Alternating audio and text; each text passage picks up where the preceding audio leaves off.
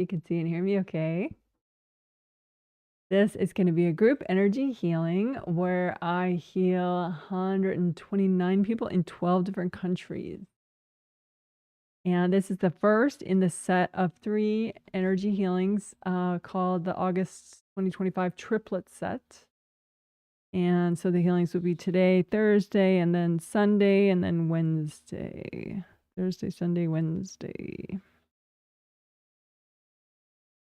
And so let's talk about the theme in general for the whole month will be basically second chakra stuff, emotion, sexuality, and sensuality. Thank you for my confirmation. So second chakra stuff. So second chakra is one of your 7 major energy centers along your spine. It's like an inch or an inch and a half or something below your belly button. And depending on how tall you are, I suppose. And it has to do with emotions, sexuality, and sensuality. So senses, like saying sensuality, it's a lot of words. Senses, your senses, like taste, appreciating taste, the feel of clothing, you know, like sensory perception, also sexuality and emotional wellness. So in your second chakra, you have 2 of them. Physical body is one, astral body is the other. Second chakra, and each of those chakras generate a second layer of your aura. So you have a second layer to your physical body's aura and a second layer to your astral body aura. And so I launched into what we're doing today already. Let's see. So this is sort of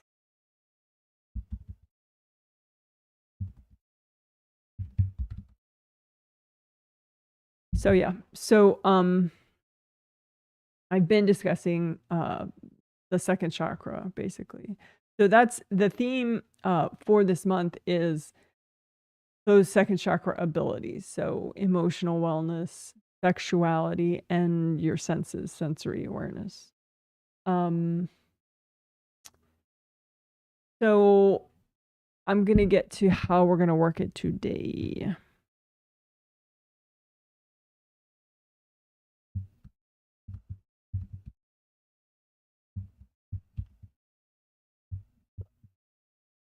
Okay. Thank you for my confirmations. Okay. So today I want to, the most basic thing we'll do, which is second, what we'll do, I'll explain that first though, because I've already talked about the second chakra and the second layer, right?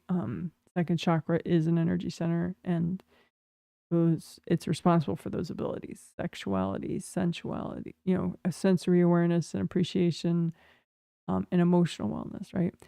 So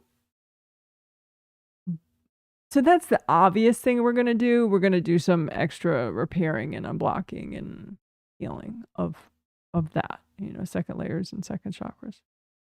But the less obvious thing we'll do first before that, after the 5 essentials, we'll do this thing I'm going to talk about now, which is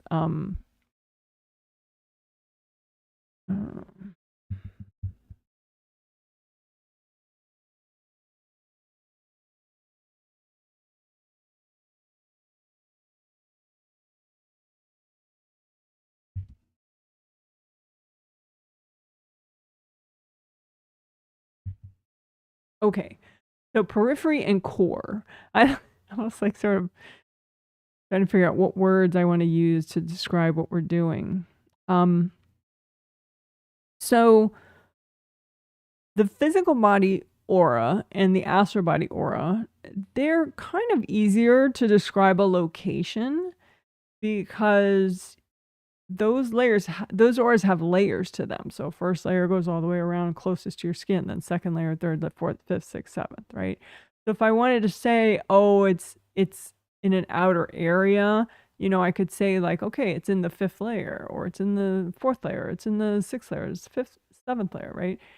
So it's easier to talk about an exact location, anywhere. You could say, oh, it's in the top of your fourth layer. That's a pretty exact location. But the Wei Chi auras, which you also have, you have 15 auras. You have astral body aura, physical body aura, and then 15 auras that are Wei Chi auras that are very important.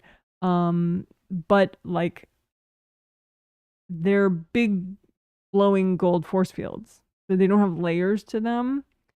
I mean, they have like 3 gold mesh spheres that generate the gold light, but still, it's like, if I want to say like the outer bunch, what do I do? So I'm going to call them, at least for now, periphery versus core. So the core area in a physical body or astral body aura, I would say, is layers 3, 2, and 1.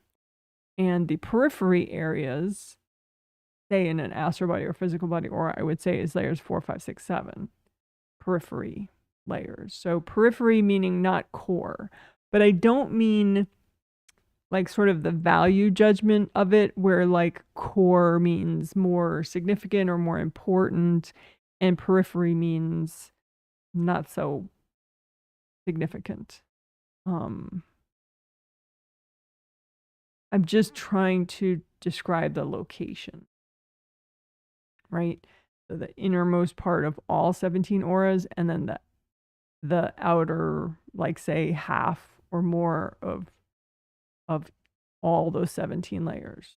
So it would be for astral body, or it'd be 4, 5, 6, 7, right? And that's a lot of space, right? So anyway, so those are the peripheral areas of your 17 auras, and this is the core areas of your 17 auras, right? So why do I need to explain all that? Okay, so now I'm going to explain the purpose of all that, which would be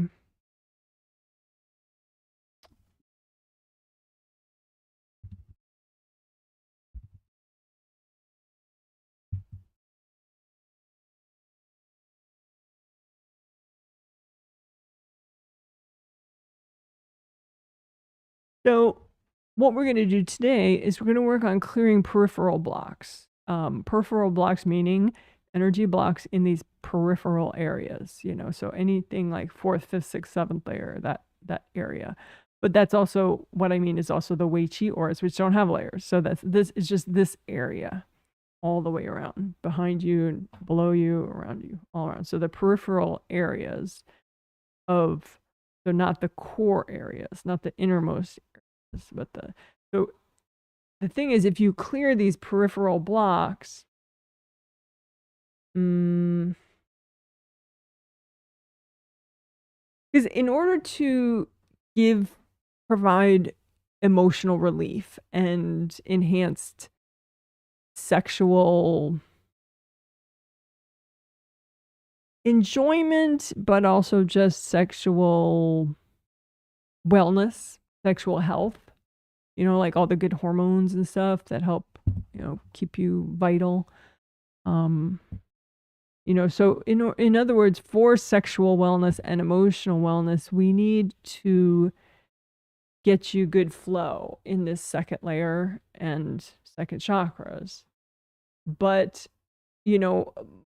the people I heal, I'm healing their auras every month. I mean, most of the people, like 3/4 of the people that I heal, they have subscriptions. And most of the subscriptions are for every set every month. So I heal their second chakras all the time.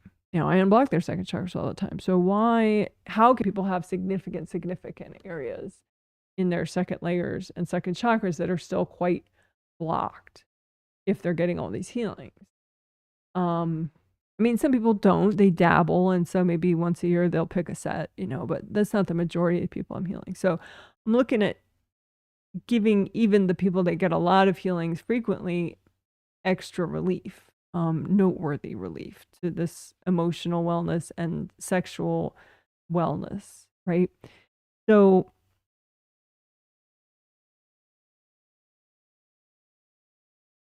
the compression can stay there from old trauma or whatever in your second layer. I mean, yeah, because you're not ready to release it yet, but sometimes you are ready. I mean, yeah, you have to pace yourself, but you've been trying for years and it's still there type thing.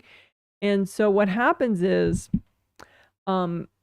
external energy can kind of hold it in place. Because any energy blocks that you have, any stuck energy that you have, it's easy for people to cord, or invasive beings to cord too. Did they know they're doing it? People, no, most likely it's subconscious. But how is it that they're able to cord your second layer? I mean, that's pretty inner, right? So generally, unless your auras are very weak and they don't have a lot of energy, so they're like sort of like misty instead of like big flowing oceans, right? But how can someone or invade a person or a being cord like your second layer? That's pretty internal. And supposedly your auras are going to protect you, right? With all this strong flow. So how can they get through all there? Well, if there's a block in your peripheral area, if you have a peripheral block, they can cord that block and then leapfrog from there in to a second layer block. And then that holds that second layer block in place for decades or whatever, potentially, right? So the real problem is the peripheral blocks. If we can get the invasive beings recycled that are cording your peripheral blocks and melt away people's cords from your peripheral blocks and clear the peripheral blocks, then your peripheral areas of your auras all around you can do their job and flow. And so then it's not possible for someone to cord your second layer baggage and second chakra baggage. So then the things that you're ready to let go of can actually finally start to release. You see, it's like if a cord can hold something in place, kind of like a thumb, if you take a piece of paper, right? And you have like a bulletin board and you take a piece of paper and you put a tack in it. And so it stays up, right? That piece of paper, you can let go and it's still there, right? Because the tack is holding it in place. Well, that's how a cord functions. If there's a cord going into an energy block, I mean, unless you have just phenomenal flow and it just knocks it down and you release it anyway. But a lot of times the cord is enough to like hold it in place, right? So anyway, so if we get rid of the external, the peripheral blocks, right? So then people and beings can't cord the peripheral blocks and then leapfrog into the second layer blocks and hold those in place, right? So we get rid of those peripheral blocks to the extent that's healthy and gentle to do at one time. Right? So then you have this great flow in your peripheral areas. Then, these can start to just fall out of your space and clear more because there won't be that pressure on them. There won't be the cords holding them in place. So then it's just up to you as far as timing, subconsciously. If you're ready to release them, then you would. There'd be nothing holding it in place anymore. So that's the idea. We're going to clear the peripheral blocks so that, to take the heat off of your inner blocks, your core blocks. And then, and so that really will help third layer, second layer, and first layer blocks. So third layer is getting stuff done, productivity, time management, good sleep. Second layer is, emotion, sexuality, sensuality. First layer is courage, safety, and abundance. So yes, please, all those things are great to be helped, but we'll do it because we want to help, emotion, sexuality, and sensuality with this theme, but the way the auras work with the peripheral blocks and the inner blocks, it'll end up helping all those inner or core layers to have better flow and release better. So I don't know if that makes any sense to you guys. But if you have follow-up questions, you can post them in the chat. But I hope it does. But it's a lot simpler to do than it is to explain. But basically, it'll be aura unblocking. But extra mindfully and mostly the outer parts, the peripheral areas, so from like here on out. We'll do that. We'll pick those ones that are, especially that are being corded right now or generally being corded, and we'll work to clear those blocks and get the basic beings recycled that are cording them. So then you'll have better flow here, and then I'm gonna see, and then I will do direct healing on the second chakra and second layer, extra beyond just the 5 essential stuff. But I think some of the releasing will happen even if I don't do that direct. So that'll be nice. And then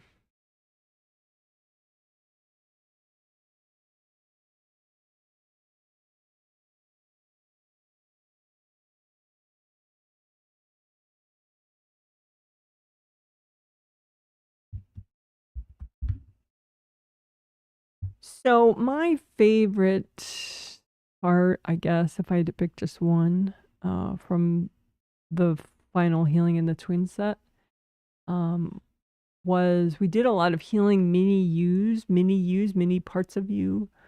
And the favorite part for me was I had this, I may make it into an excerpt video, but we'll see. I make no promises.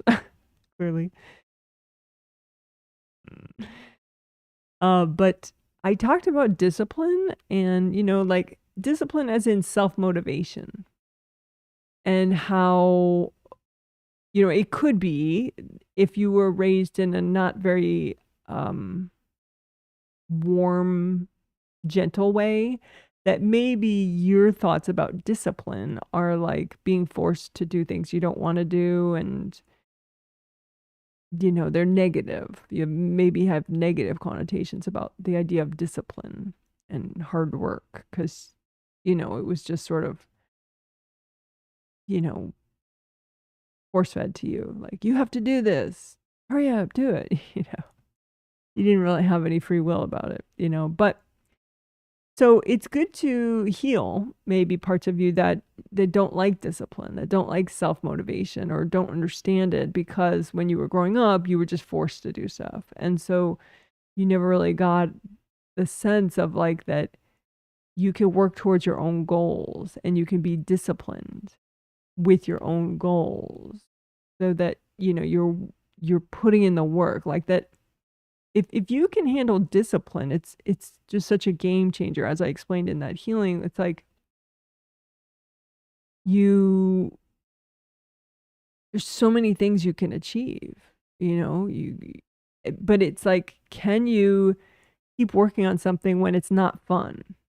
In the moment, it's not fun. It's like you're kind of forcing yourself to do it, but you're forcing yourself to do it because there's a payoff, and like I use the example with working out, it could be that in the beginning part of your workout, before the endorphins kick in and make you feel happy about it, you're like, basically forcing yourself to do it. Like, it doesn't feel good. You don't particularly want to do it, but that idea of like forcing yourself to do it anyway, that discipline, that self-motivation of like, yes, I'm going to do this, for your own goals, and that you can work towards your own goals. So anyway, I think it's really a game changer in life. And unfortunately, maybe your ability to have that level of self-discipline got soured by an overly oppressive way of being raised in this life, or maybe just in a past life. So we're going to heal mini yous, little parts of you that really can't stand discipline and self-motivation for whatever reason. So we'll do that again today.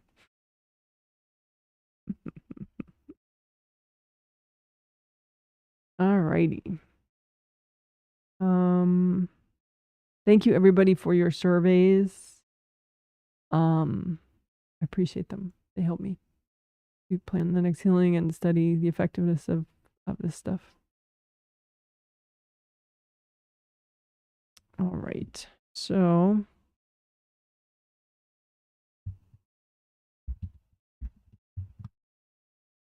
I'm going to check out chat comments. So if you want, you can post where you're viewing from, what the weather's like where you are. You don't have to. You can just say hi.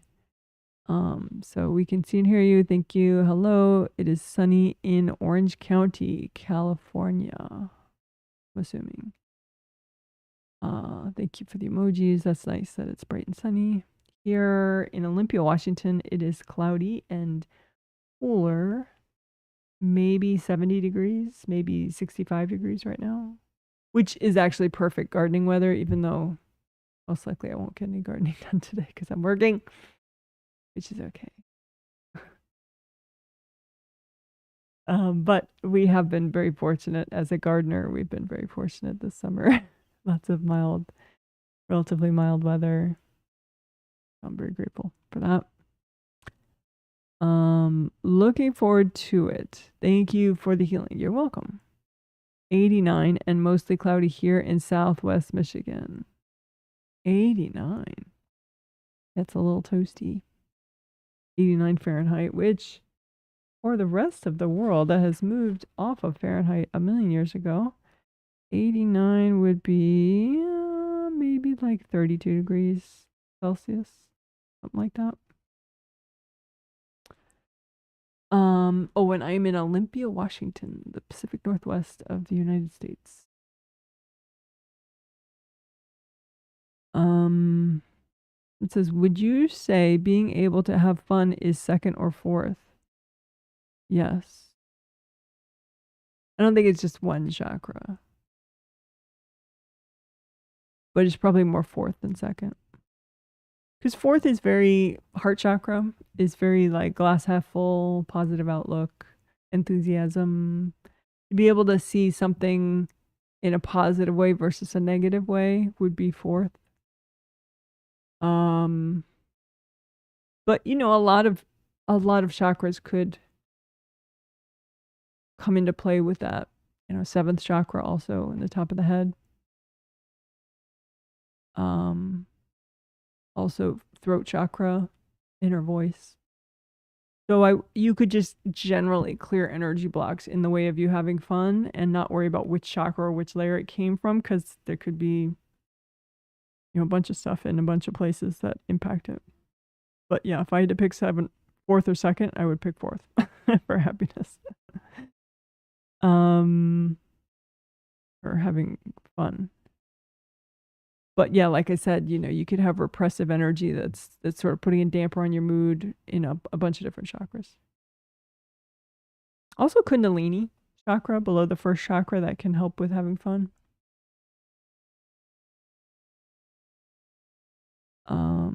Hey Janet, I can hear and see you from hot Las Vegas, 106 degrees Fahrenheit. Wow. So in Celsius, 106, that's like maybe 42 degrees, something like that, Celsius. I'm glad I don't have that kind of heat where we live. Okay. But I hope you're staying cool and enjoying yourself. Alrighty. So, let's see. I do some sales stuff.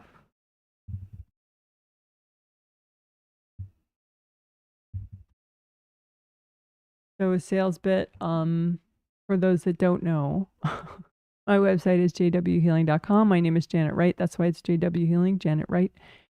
And in this healing, when I heal the 129 people, those are people that purchased this healing set in advance on my website.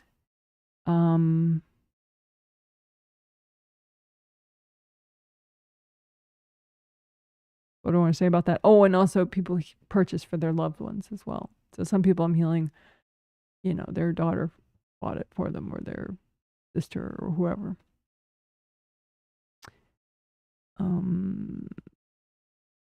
And like I said, maybe roughly 3/4 of the people have subscriptions, so they don't have to buy it manually each month. It's just automatic. The payments come out, and so hopefully they pay attention to the healings, but they don't really have to think about the payment part because the subscription does it. So that's available for purchase on my website. And the August twin set will have the same theme, but you know, I'll do it in different ways. And that's coming up later this month on the 21st and the 24th of August. So if you wanted to purchase the August twin set, that is for sale on my website now, as well as the September sets are for sale on my website now. And then October, believe it or not, the October sets will be for sale starting on the 15th of this month because they sell 2 months ahead. They begin to sell 2 months ahead. All right. Enough of that. But you know, if you didn't buy this healing, you can just follow along and heal yourself as you listen. Because aside from like the first minute or so when I heal without talking, the rest of the time I will explain what I'm doing as I do it. So you could use it as an all-level self-healing walkthrough if you want. And even if you're a newbie, you know, like an adventurous newbie, there's still plenty you could, you know, you could figure out and do, kind of wing it and follow along and heal yourself as you listen. And even if you're a pro healer, you know, or an intermediate healer or whatever, or an advanced healer, just healing yourself, whatever, there's gonna be lots of good stuff in it for those types of people. So now I'll do 3 minutes of quiet before I start. Ooh, that is the first ever BooBoo sighting during a healing. Whoa.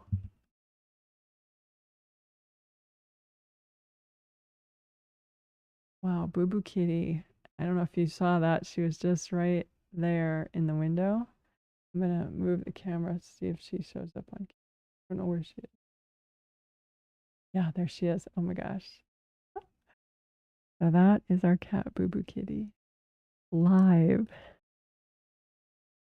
I've never been able to show before. She's not, she's very, very, very, very shy. Yeah, so that's probably gonna be all. I don't know if I'll see her again.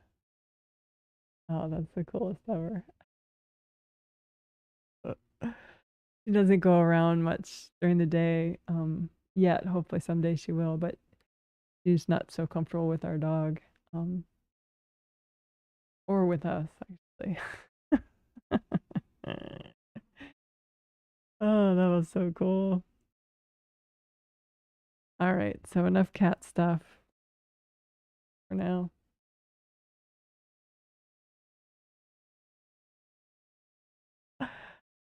Okay, let's.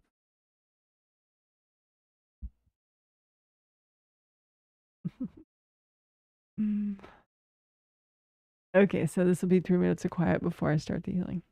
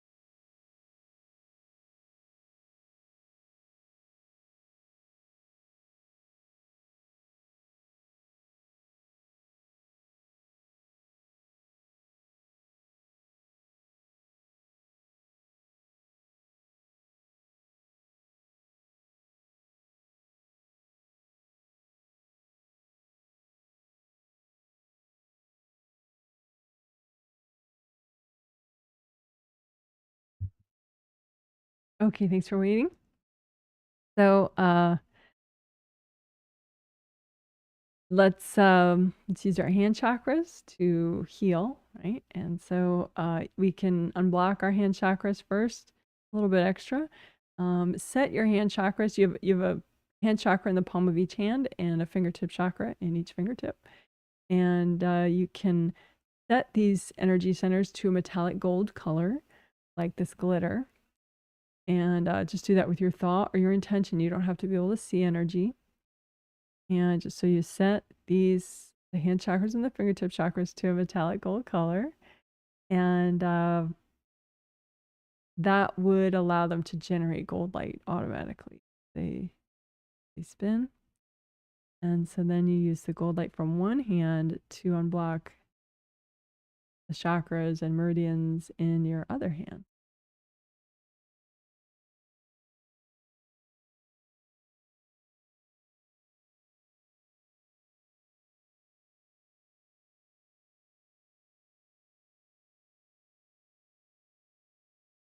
And you can make a copy out in front of you, which I'll be doing a lot in the healing, and you can do that too.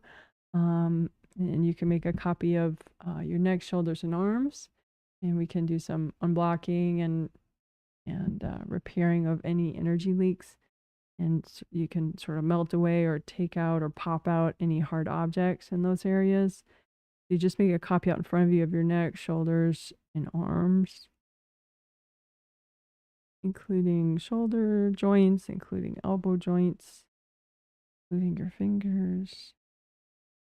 And you can spin around your copy, check out the front, check out the back. And you don't want any leaks. Energy, there's energy that flows. I mean, as far as energy meridians, there's energy meridians that flow in all sorts of directions. But then you have a big energy channel that flows down your neck, down your shoulders, and down your arms. So you can just sort of trace that and make sure that nothing's leaking. So just pop out any hard objects and use enough gold light so that the gashes heal up. You're not leaking. Just pop out any of the hard objects, let them explode as they pop out.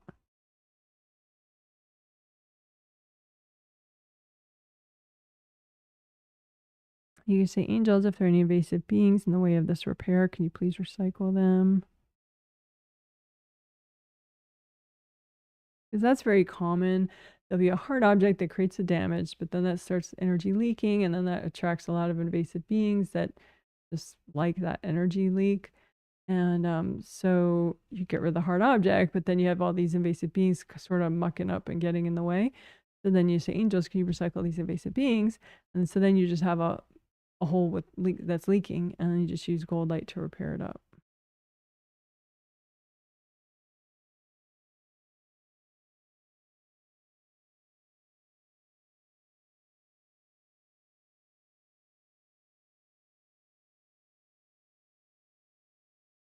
Extra love for the elbows. Your skin should have like it's like the life force in your skin is like a red. And so you can just trace it down and see like, okay, it's nice and red and vital until like maybe around your elbow, then it's all blackened. You want to use so much gold light that the red vitality returns to this. So it's not like black and weird and crusty. And then once it's nice and red and flowy, that's better. And so that's going to be more protective and comfortable for you physically. So just check out, imagine that outermost, vibrancy of your skin and just see if it's red. And if it's not red, just use a lot of gold light so that it can get back to its healthy state. On your elbows.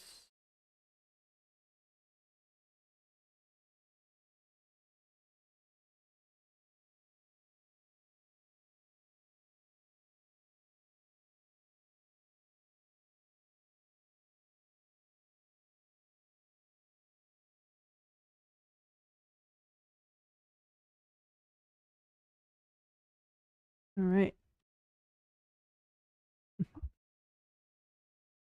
Good enough for now. So now we'll do the 5 essentials. So grounding is the first of the 5 essentials. Grounding or repair, creative ring repair, chakra repair, and back here stuff, good karma windows and base of skull points, the 5th. So first we'll do grounding. So you have 2 groundings, one for your physical body, energy system, and one for your astral body. Your auras are this wide, pretty much as wide as, you know, your wrists if you stick out your arms. And so create both your groundings that wide so that all your auras have as much opportunity as possible to just let go and release. Right? So make both your auras red or orange or yellow, both the same color. And make them come up high as your 3rd chakra, which is below your sternum. Your sternum is this bone that goes like this, up and down. And so right below that is your 3rd chakra. So bring up your groundings that high and make your groundings wide and wide all the way down to the core of the earth. And so wide behind you, in front of you, all around. And you can make a copy out in front of you of your groundings. Obviously, since they go down to the core of the earth, you got to make a much smaller copy of it out in front of you in order to comb the whole length of it. And as you comb through it with gold light from your hands, you're melting away energy blocks. You can imagine the blocks and just use so much gold light that the blocks melt away. So what are these blocks? It could be, you know, stuff one of your family members dumped in your space over the last weekend. It could be stuff that, you know, you didn't want to deal with a couple decades ago, still there. But just use gold light and melt it away. And your intention is you want to, you know, heal and repair and let go to the extent that's healthy and gentle to do right now. You don't have to be perfect all in the next hour, right? But you want to do as much as is helpful, healthy and gentle.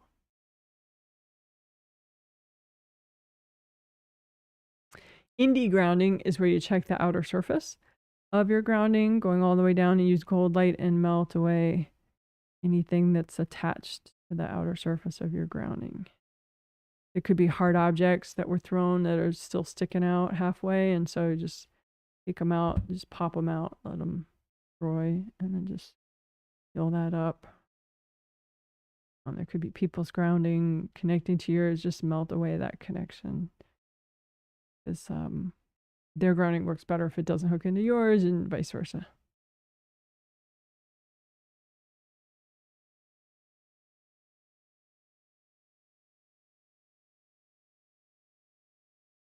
All right. Good enough. Good job. Good job. Good job. Good job. Woo.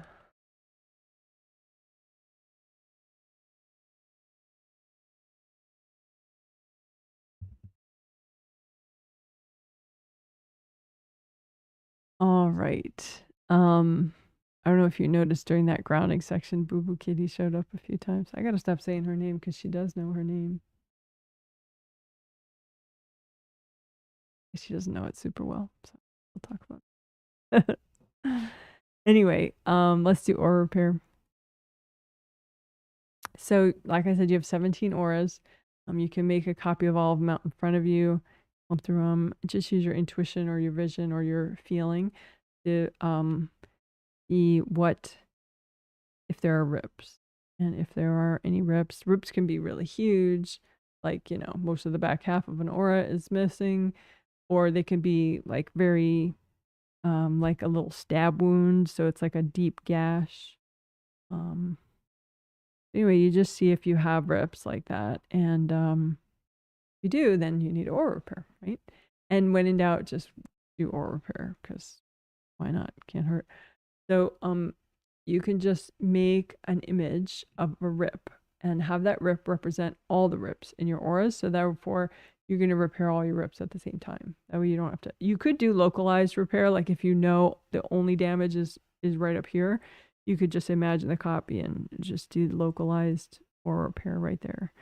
But if you're not sure wherever all the rips are, then, composite copy technique is good. So anyway, make an image of a rip. Just say, okay, this represents all the rips in my auras. And then use sticky gold wax, so gold light from your hands, that with your intention, you fill up the rip with it and it sticks to everything that's not you and forms a lump. Then you just lift it all out at once. Angels, here you go. So sticky gold wax, lift out all the junk at once. Angels, here you go. What is the junk?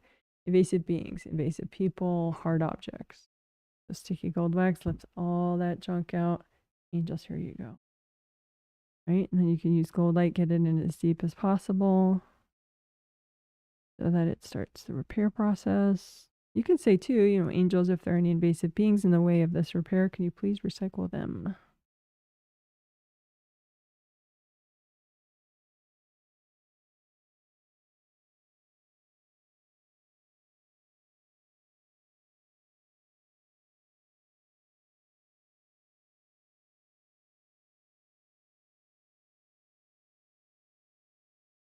So that probably repaired most of the rips, but we can do it one more time for any leftover rips.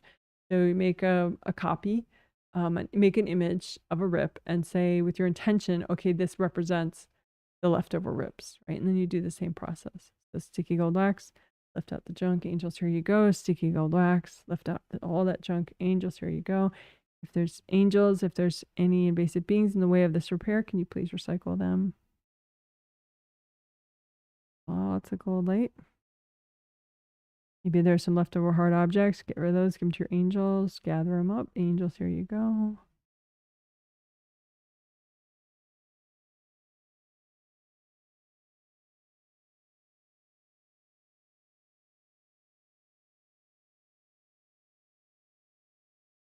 If there's some leftover hard objects that still aren't leaving, just surround them in gold light and that'll loosen them up and lift them out.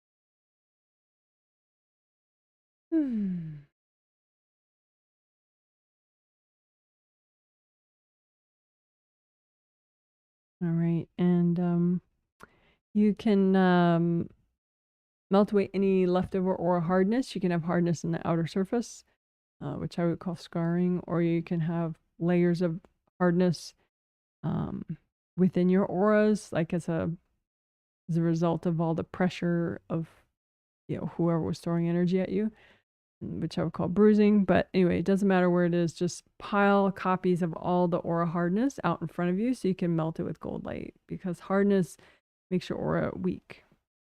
So you want to just melt all that away with gold light. So keep putting out aura hardness that you have in front of you so you can melt it with gold light. Piles of your aura hardness and from your hands.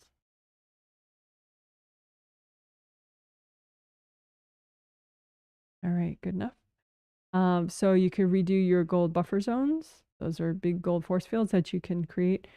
Put one at the edge of your astral body aura, one at the edge of your physical body aura. Very full of flowy gold light. And then someone has to whack through that to start damaging your astral or your physical body aura. So it's just a nice little buffer. And you recreate them regularly with your intention. Just recreate. Alrighty. So then what? Oh, gold mesh spheres. Like I said, your Wei Qi auras are 15 of your auras. And that Wei Qi is a strong boundaries energy. These auras are filled with gold light. And that gold light is generated by gold mesh spheres that you have in these Wei Qi auras. And there's an innermost gold mesh sphere, a middle one, and an outermost one. So just use gold light and repair those in case there's any tears in them.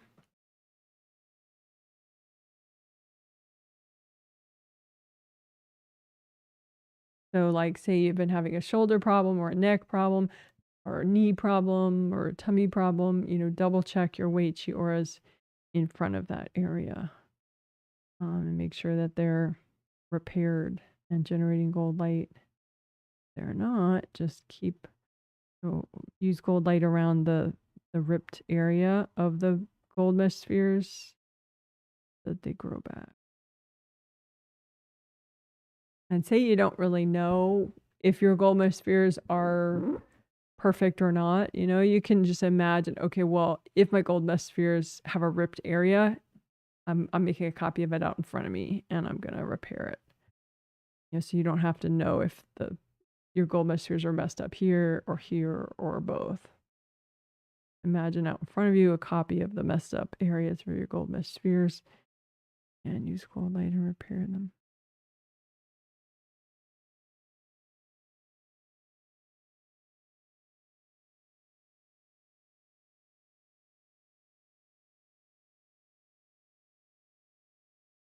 All right, good job. That's aura repair. Mm-hmm.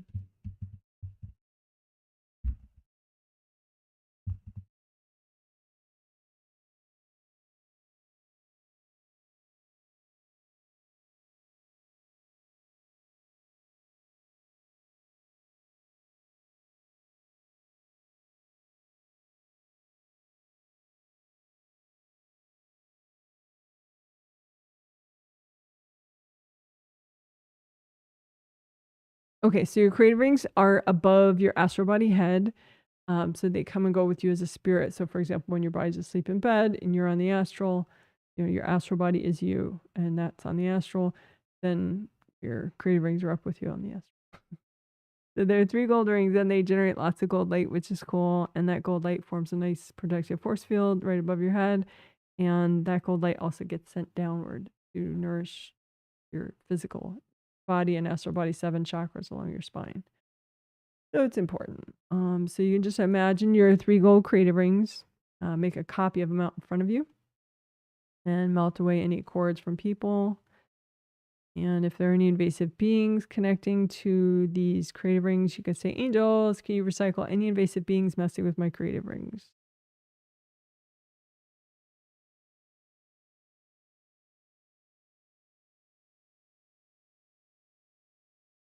Yeah, keep melting cords with gold light.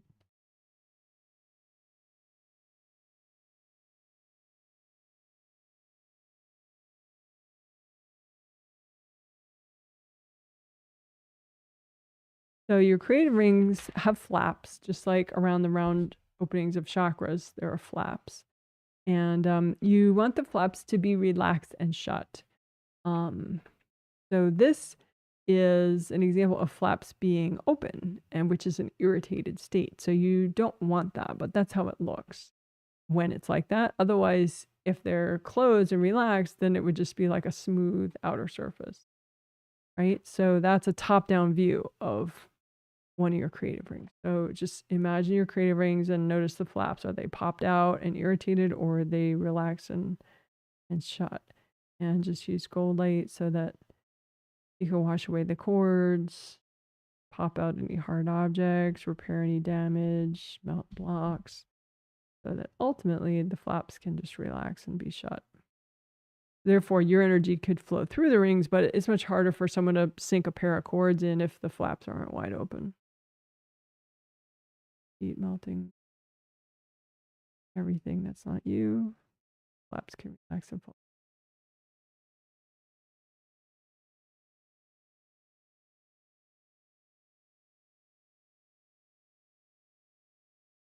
And you might feel a nice chain reaction as the flaps of the creative rings shut. Then it's more likely that the flaps of all the major chakras along your spine, those flaps will shut. If they don't shut, it's because that particular chakra is extra blocked or damaged or something. But we'll get to chakra repair in a second. So with creative rings, you want them to be like 3 separate gold rings. Sometimes their invasive energy can kind of make it look like it's like stuffed with white cotton or something.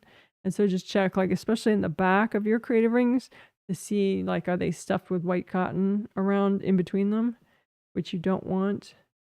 If that's the case, you can sort of just sense, okay, where is it coming from? Is it coming from above or behind you? And just You can say, angels, can you recycle any invasive beings in this area? This thing to do. Keep using gold light.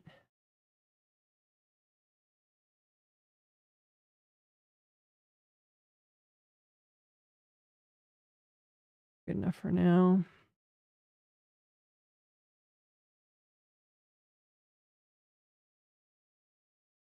So now we will do chakra repair.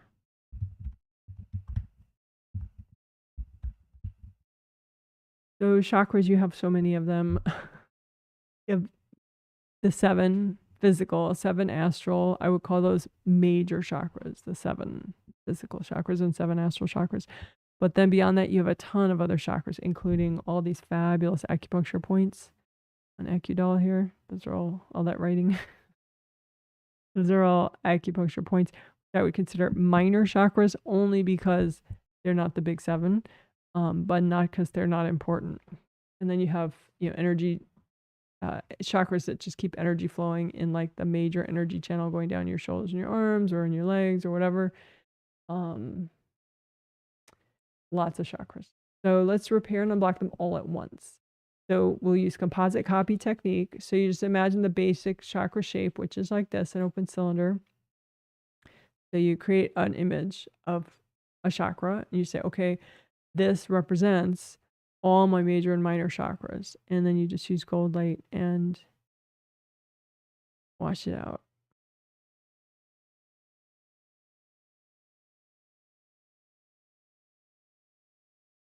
And melt cords. Again, the outer surface around the round openings has flaps, right? So they look like that if they're stuck out and irritated, but you don't want that. You want them to relax and fall shut so it's harder for people to cord you. So just keep healing and unblocking there so that the flaps relax. So they'd be around both round openings. So melt cords from people. If invasive beings are cording, it's just easier to have your angels recycle those invasive beings because you could get them out of your space, but then if you didn't get them recycled, they would just keep trying to get back in. So you can say, angels, if there are any invasive beings messing with my chakras, can you recycle them?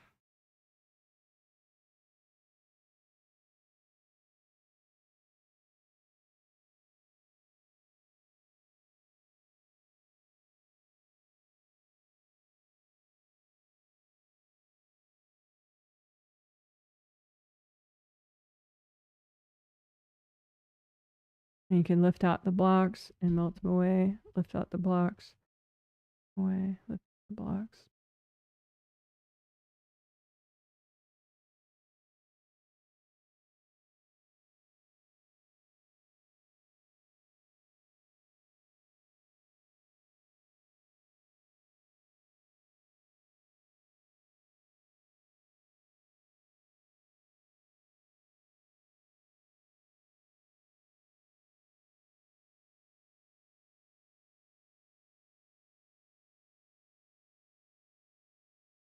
Lift out the blocks, melt them away.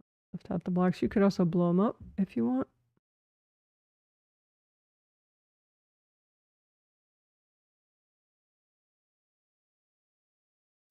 And you can lift out blocks. Somebody asked earlier, what blocks are in the way of being happy or having fun, right? So you can lift out any blocks from all your chakras to the extent that's healthy and gentle to do right now. But lift out any blocks in the way of you having fun, right? And then just melt them away. Lift out the blocks in the way of you having fun and melt them away. But a theme that I wanted to work today is having discipline, self-discipline, right? Self-motivation to do things that to get you to work towards your own goals, even if in the moment it is actually not fun, right? That's, some people have trouble with that. I mean, I have, and yeah, I have trouble with that. So you can lift out any blocks in the way of your own self-discipline. Lift those out and melt them away. Lift those out and melt. So it's sort of like 2 ends of a dichotomy, having fun and being able to motivate yourself through hard work towards your own goals, right? So I mean, that can be fun, but it's not always. And so being able to keep going if it's not fun is a thing. So you have a copy representing all your chakras. Lift out anything in the way of you having fun. Melt that away. Lift that out. Melt it away. Any baggage in the way of you having self-discipline and self-motivation. Lift that out and melt it away. Lift that out.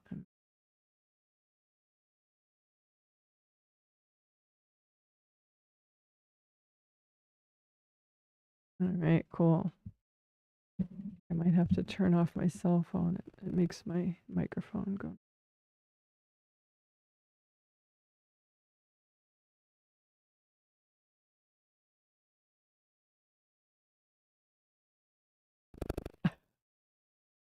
Just having it near my microphone makes it go nuts. All right. So that was kind of interesting. So we did, and then we had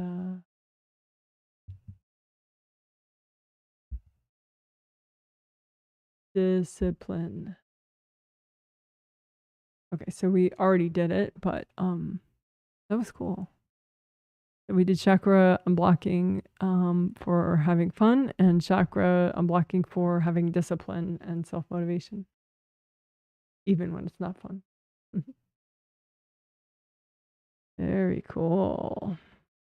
I like that. Okay. So what's next? But in our 5 essentials, right? We have grounding, aura repair, creative ring repair, chakra repair. So now all we have is the behind the head stuff. The 5th essential, good karma windows, which I abbreviate that way, GKW, and also base of skull points. And we can add a governing vessel meridian, 15 to 20. That's like the Mohawk area, kind of like to the top of your head, GV20. GV15 is back here. So GV, governing vessel meridian, it's the meridian in traditional Chinese medicine that helps manage all your yang meridians, so self-assertiveness. So we'll throw that in there. Okay, so good karma windows, let's do that first. Those are in your astral body energy system, in your astral body aura. They're back here, 1, 2, 3, 4, 5, 6, 7. And each one is a triple frame window, and it's flowy. And if it's repaired and flowy, then it's like a nice boundary for you, and you can bring in energy through it, but people can't access you there. But if it's damaged and there's a lot of energy blocks around it, then people can access it, and it's a way in to mess with your chakras. So that's no. But if we can unblock it and repair it enough, then it's just for you, and so then you're much more present. And a triple frame window is this roughly. That's a triple frame window, or 3 concentric squares. And they're each, if you do the rainbow system, red at the base of your spine, red, orange, yellow, green, light blue, deep blue, purple for your major chakras, then they're that color out here, red, orange, green, light blue, deep blue, purple. That was just explaining. Now we will at last doing. Goodness sakes. Okay. So just imagine all your good karma windows copy out in front of you, and use gold light. You can do like a tricolor soak if you want. Red earth energy, soak them all in red earth energy straight from the core of the earth. Bring that down. Orange earth energy, bring that down. Yellow earth energy, and then lots of gold light.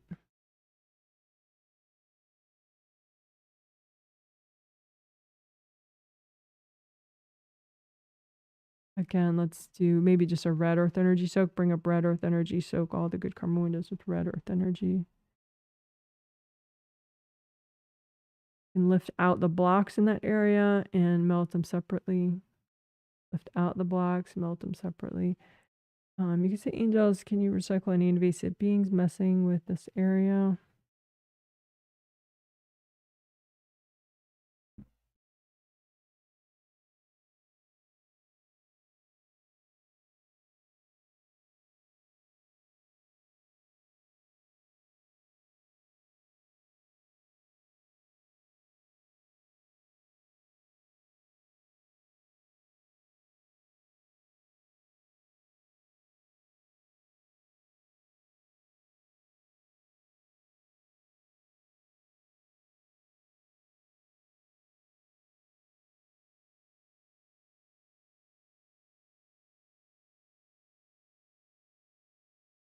Let's see.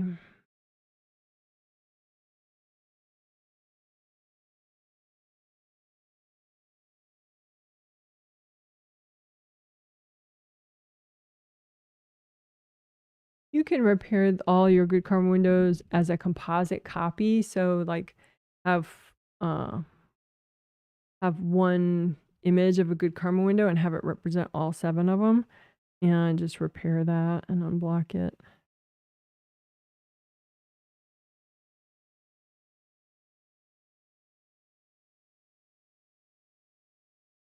The angels, if there are any invasive beings in the way of this repair, can you please recycle them?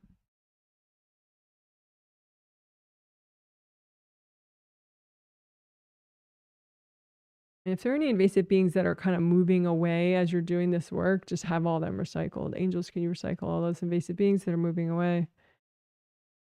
Because they're only moving away temporarily. I may as well have them recycled. They're kind of tiptoeing away, you know? So, have your angels get them.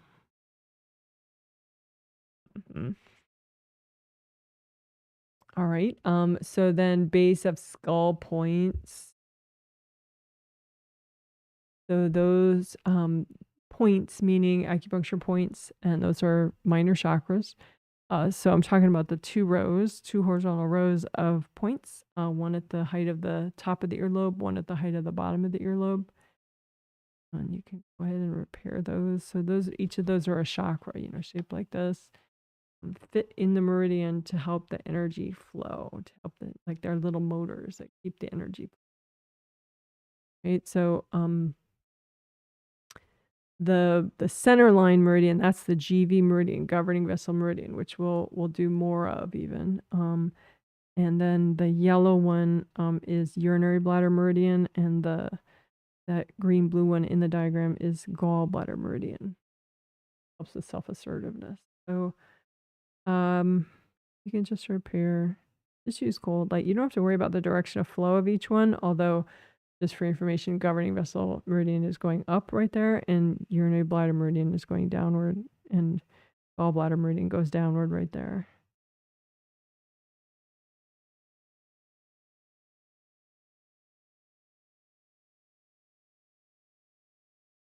And you want these meridians, all the meridians, despite whatever color they are in the diagram, energetically, you want them all to be red and flowing. So that's an ideal color for them. So you just use gold light until they kind of get back to their normal state. And you don't want them to be like really tight and compressed. You want it to be like a red flowy tube with plenty of space for your life force and your body's life force to flow through it.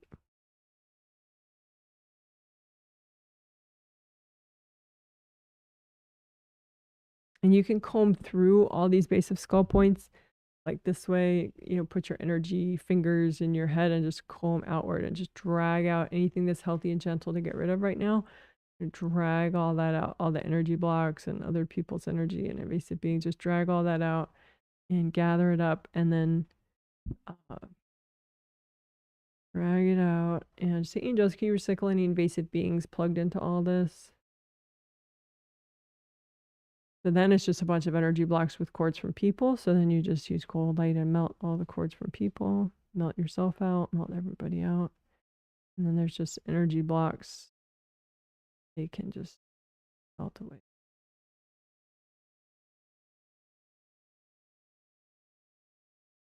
Again, comb through the back of your head, comb outward behind your head, gather up all the blocks.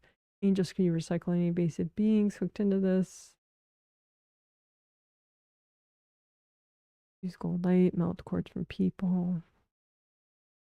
Melt your own energy out of the blocks, and melt the blocks with gold light.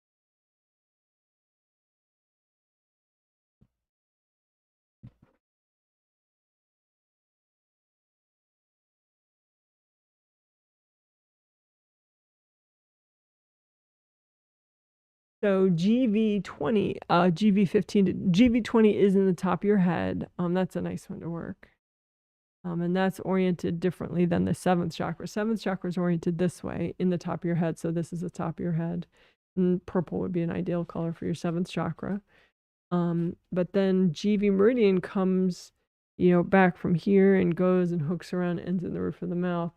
So it's oriented this way up there, but it's in your head and way smaller than this. So it's kind of little actually, but just make a bigger copy so you can be aware of the energy blocks and unblock it more easily.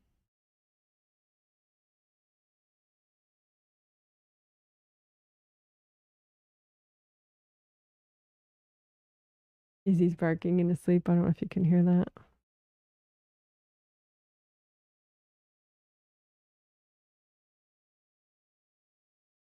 Anyway, we're unblocking GV20 and we can unblock GV15, 16, 17, 18, 19, 20. So 15 and 16, they're bunched up close together at the base of the skull there. That's GV15 and GV6.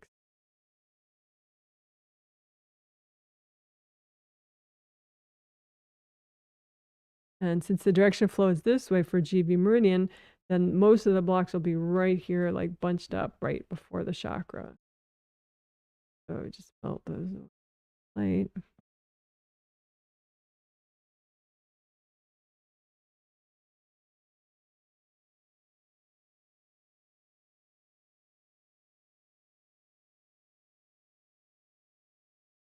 And unblock your mohawk area, which would be, that their auras around the GV meridian right there. Home through all around, auras around the GV meridian, and unblock all that.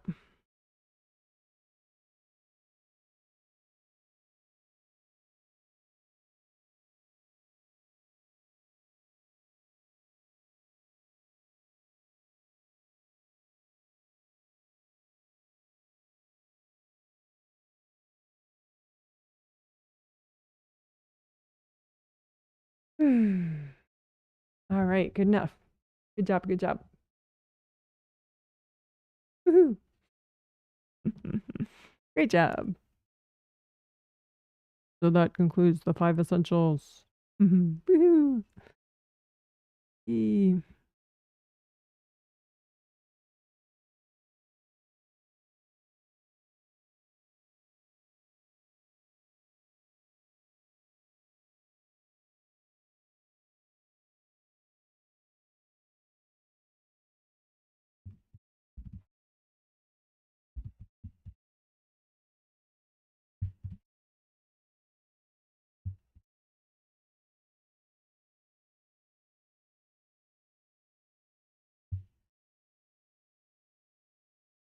Okay, so now we're going to do what I explained before the healing.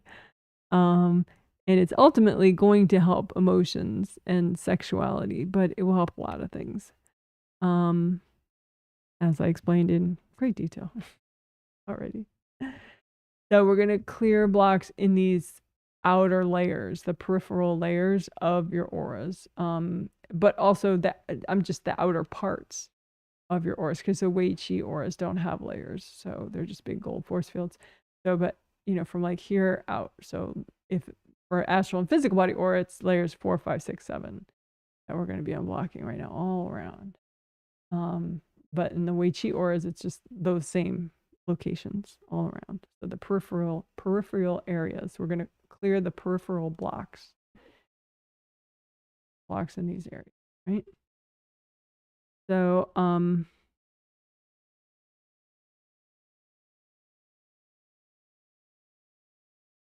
you could do like front first or back first or whatever, but I'm going to do all of them at once. Just, to the extent that's healthy and gentle, but run gold light through the peripheral blocks. That would be healthy and gentle to clear right now. And angels, can you recycle any invasive beings plugged into these blocks? And then metal cords from people going into these blocks.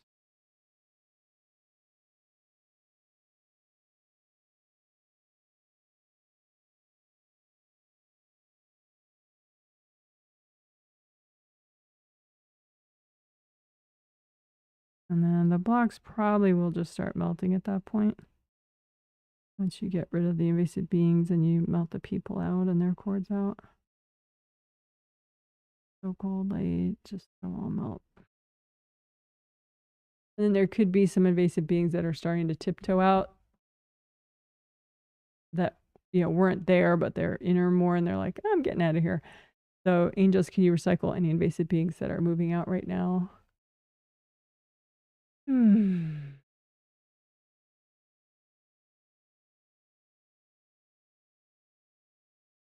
Check grounding. You can redo both your groundings. Make them big and wide as all your auras. High is your third chakra. And flowing, just unblock them. Unblock your groundings. Hold light from your hands.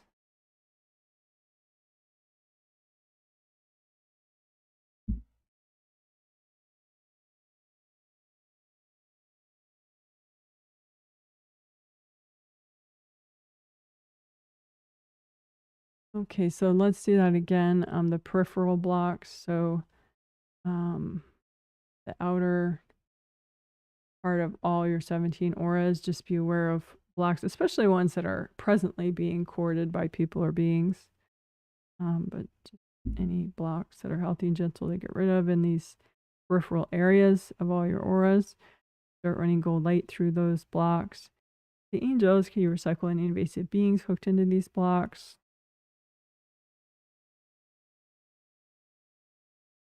Deep breath while your angels do that for you. And then just melt cords from people going into these peripheral blocks.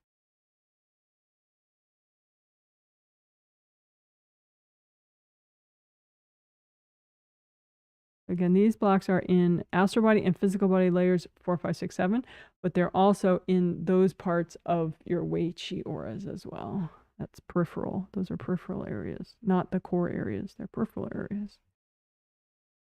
Melting those blocks.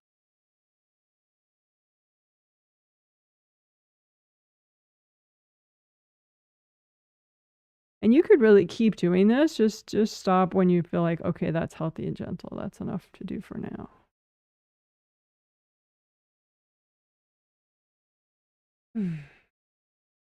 Okay. And then we'll check out the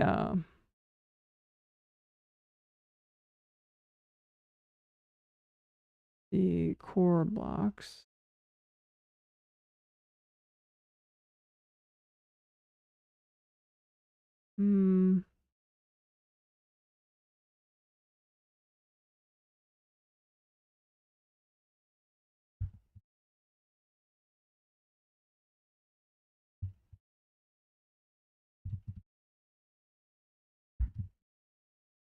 So yeah, we're just going to check the core areas of the auras. So it would be layers 3, 2, and 1 in your physical body and astral body auras, but for the Wei Qi auras, it's just the part that's closer to you here. So this part of all 17 of your auras all the way around.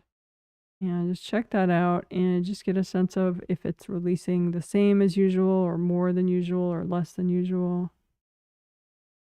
And if the last, couple minutes that you were clearing peripheral blocks, did that make any change in your core areas as far as flow and releasing?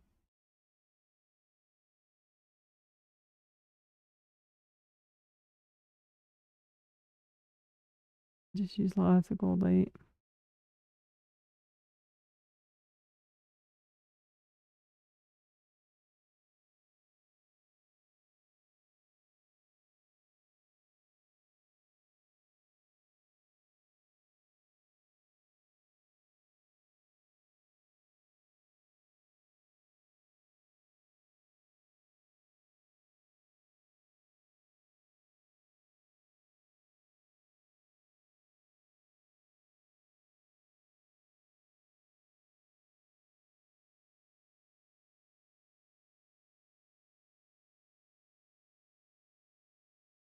All right. So we checked and basically just ran gold light through those core areas just now.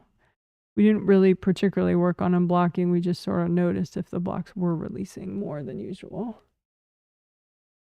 And then now I want to do something extra, something different.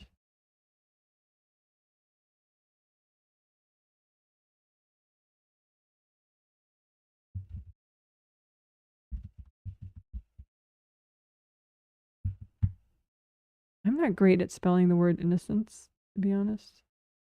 Let's see.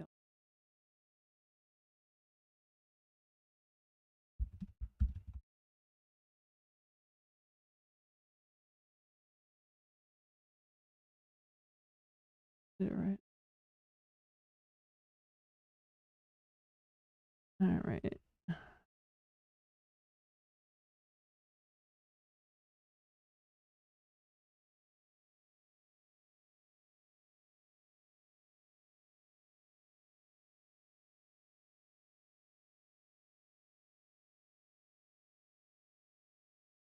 I'm thinking for a second.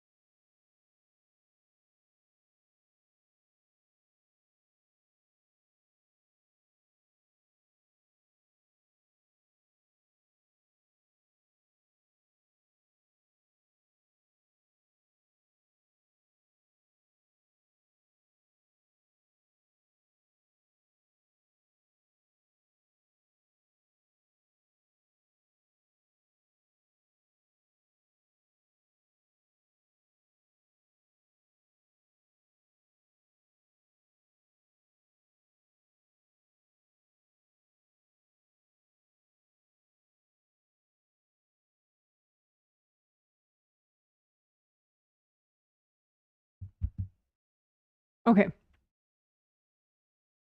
So what we're going to do, the huge explaining. What we're going to do is something I didn't talk about at the start, is we're going to call back innocence and courage. Those are great things to get back. Maybe you left them in a past life. Maybe somebody took them, or several somebodies in different times in this life and past lives.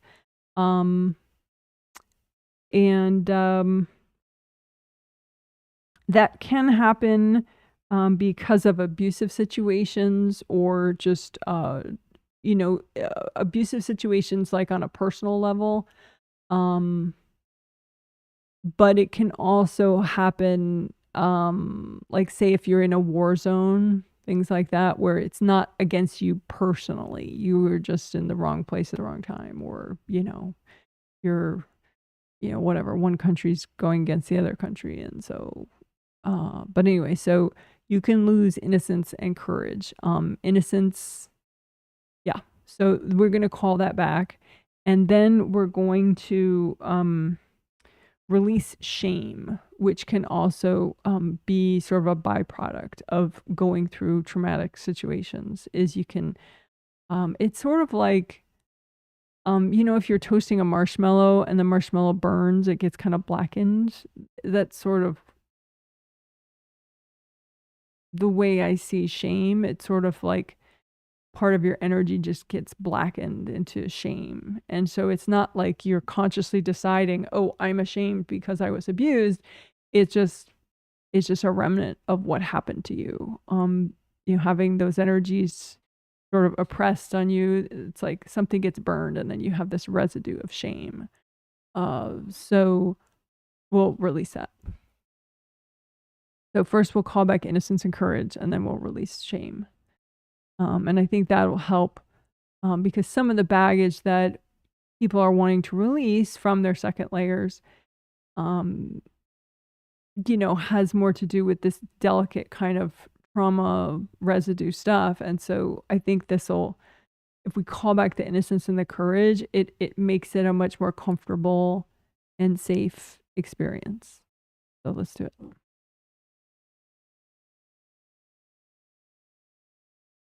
Okay, so calling your own energy back is so easy to do. It's wild. So you can make a 3D object and use it like a magnet and call it back. So that way you don't have to worry about how many people you're taking it back from, or if you're taking it back from the future or the past or whatever.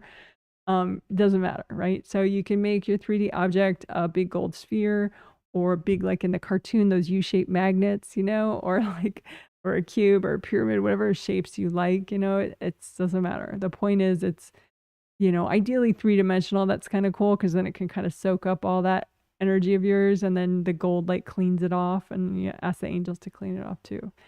Anyway, so you make your 3D gold object that's a magnet, and you call back with your intention. You're like, okay, I'm going to call back my innocence and my courage energy. Wherever it went, I don't worry about that. And so just call it back, all your innocence and courage energy, as much as, you know, is healthy and gentle to do right now. Of course, it's really just as much as you're ready, because it is healthy and gentle inherently. But just call back your innocence and courage energy into the gold object, and then say, angels, can you clean all this off for me? And then go ahead and receive back your energy, give it to yourself. So we can do that again. Make a brand new gold magnet for yourself, any 3D shape you like, and just have it absorb, call back all your innocence and courage energy that you're ready to take back. And it can be from any time period, anyone that took it, doesn't matter. Just maybe you gave it to somebody, you know, in one of your less intelligent moments. So just call it back. Don't worry about it. And call back all your innocence and courage energy into your gold magnet. You can make it get bigger as you absorb the energy if you want. And then say, angels, can you clean this off for me? And then give it to yourself.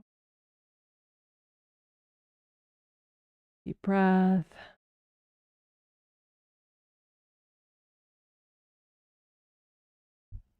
And then, of course, you could do more later if you want. But then now we will do the other part of that.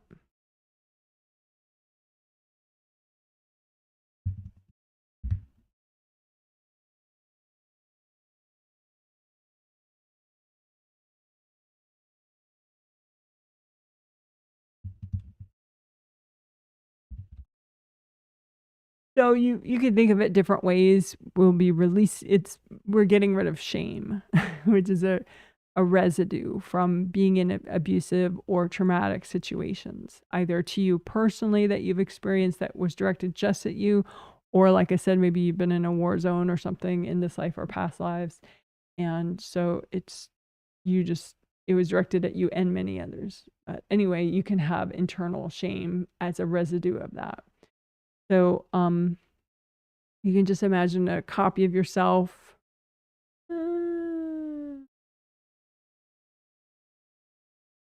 Yeah, first we'll do it that way. Just imagine a copy of your everything. So your auras, your physical body, and your astral body are inside there. Your groundings connect you to the core of the earth.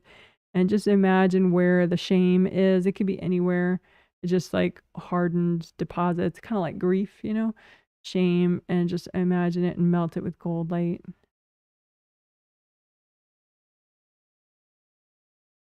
It can be in your auras. It can be caked onto your physical body or your astral body.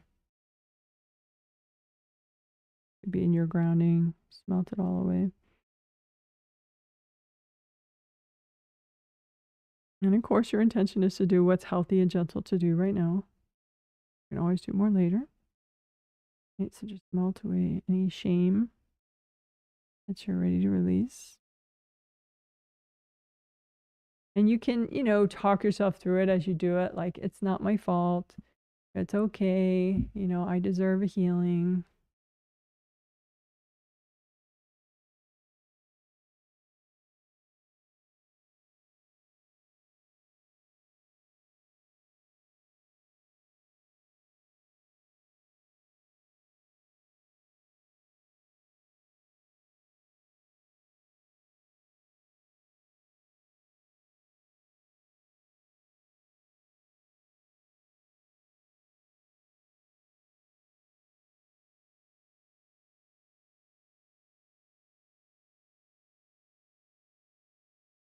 And another way you can release shame is just by kind of like how we melt aura hardness.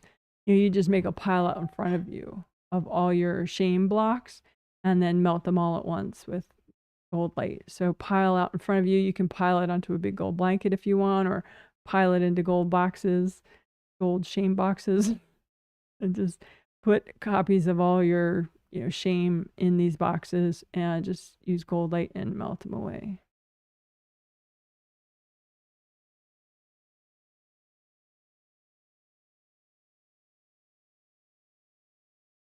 You can make a big mountain of it out in front of you and just melt your mountain of shame.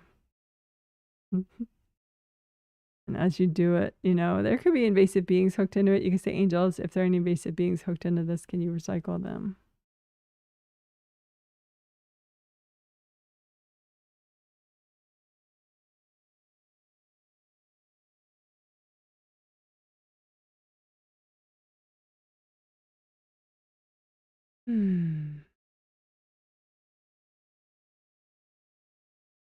All right, good job, good job. So let's do some butterflies to celebrate that. Good job, good job. Yay.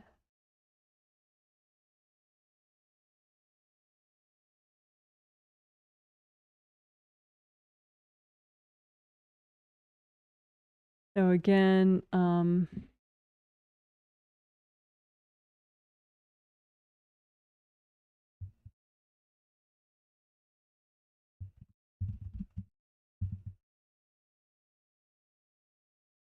so check the core areas of the auras. So that's where layers 3, 2, 1 would be. But also, you know, layers 3, 2, 1 of your astral body, physical body, 3, 2, 1, all around you, but also those areas of your astral, of your Wei Chi auras. Do check and see these inner areas of your auras. Just run gold light through them, see if they're releasing well.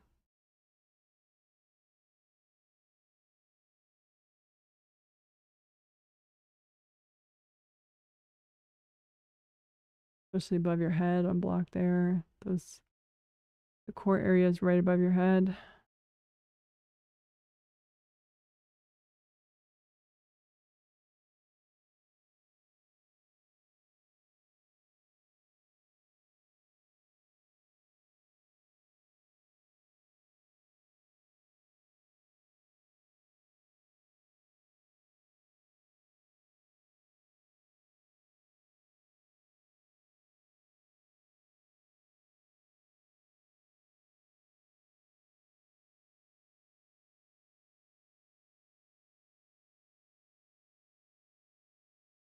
I'm gonna look for a second and see what we're doing next.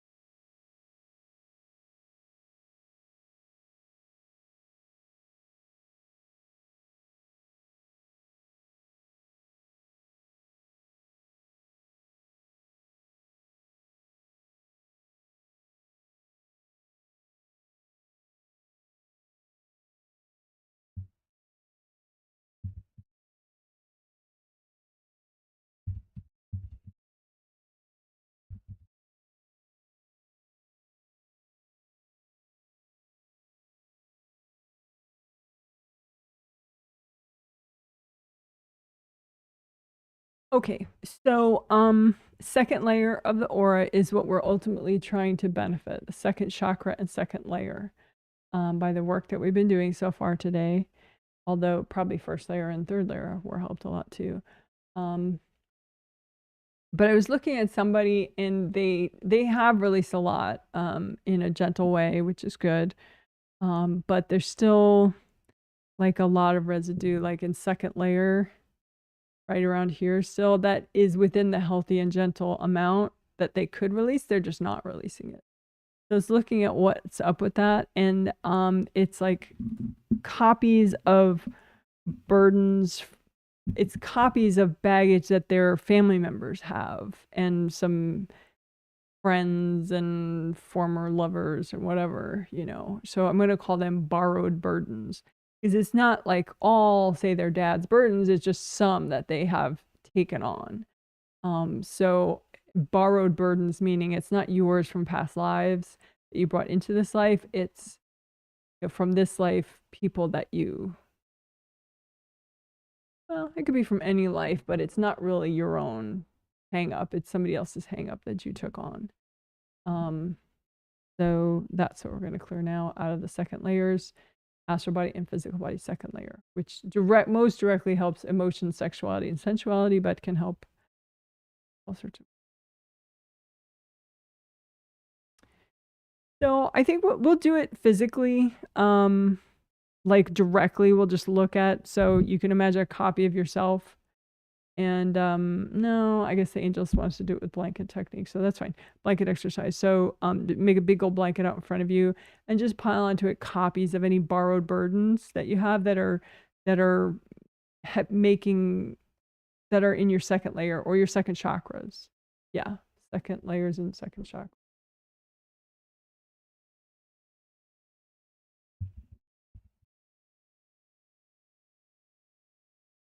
So second layers and second chakras. L for layers.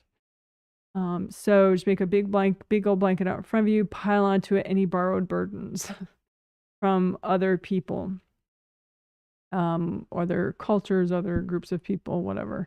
They're not yours, but you're still carrying them around in your second layer or your second chakra of either astral or physical body. And just put all those borrowed burdens out in front of you and say, angels, is it healthy and gentle to clear all this right now? Deep breath while your angels edit your pile if necessary. And then, angels, can you recycle any invasive beings hooked into this junk?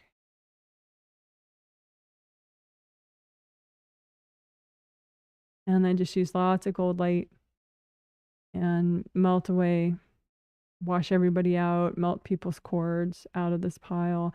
And this step is important. It helps reduce backlash. So if you get everybody out of this stuff first, then it doesn't affect them as much when you clear it.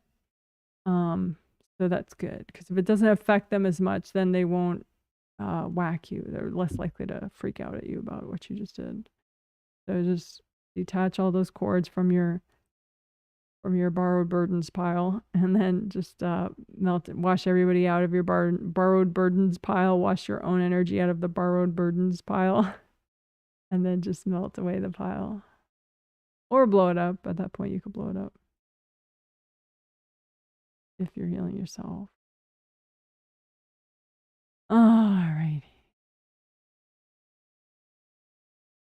Couple deep breaths. We'll do that one more time.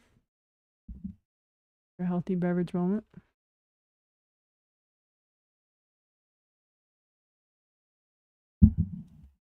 So, big old blanket out in front of you.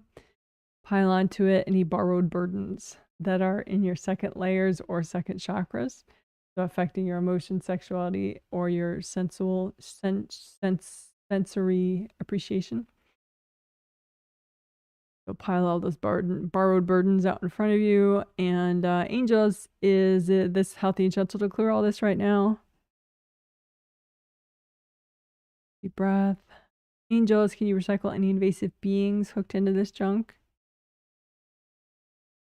Another deep breath. And then now wash everybody out, melt their cords using gold light from your hands. Wash their energy out of your borrowed burdens pile.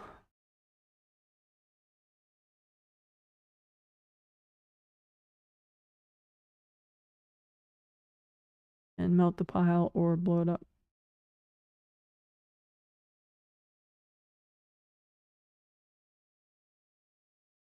And if you have any left over that didn't clear, just wrap it up in gold light and give it to your angel. Say, angels, can you help me with this?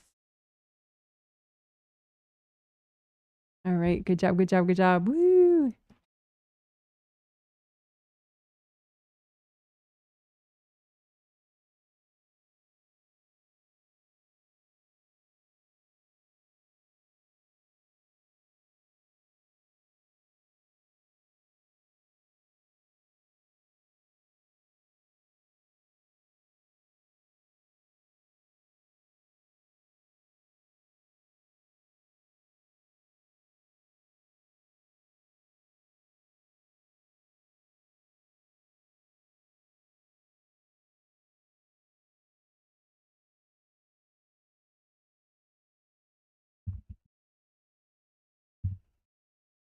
Okay, so we'll do some direct work on the second chakras and the second layers. But a lot of what we've done is for that reason. So just a heads up, if you're just doing this section, the sections before this really helped with that. So the clearing peripheral blocks really helped. And then all of it, clearing peripheral blocks, calling back innocence and courage and melting shame. And what we just did just before this,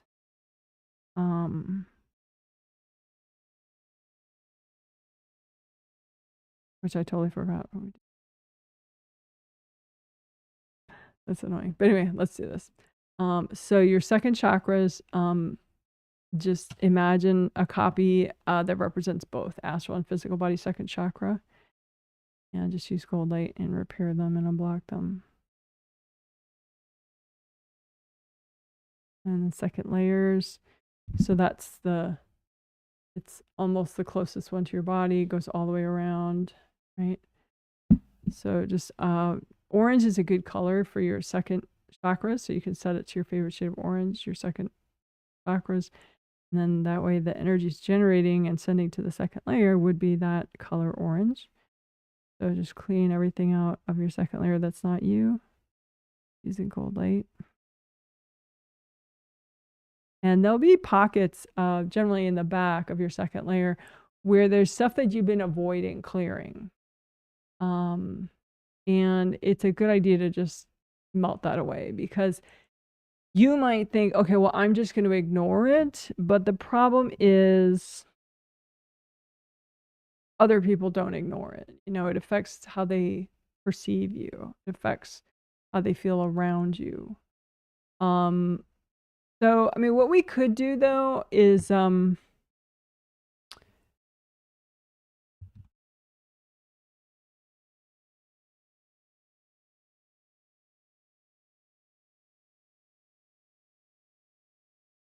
angel storage is like better than repressing something that you're not ready to deal with right now.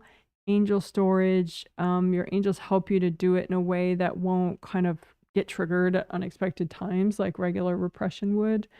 And your angels help you to become ready to work on stuff, so it's more of like it includes a lot more mentoring. So it's more stable and it includes this mentoring aspect. So you can just pile up whatever second chakra and second layer stuff you feel like is too big for you to deal with right now. And just be like, angels, if it's right for me to ask for angel storage for this stuff, can you help me with it?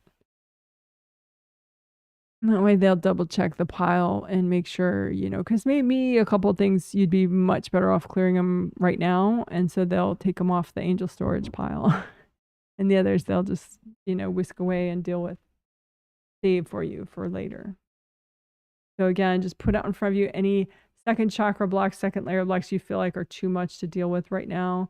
And say, angels, do I need angel storage for these? And if so, can you handle that?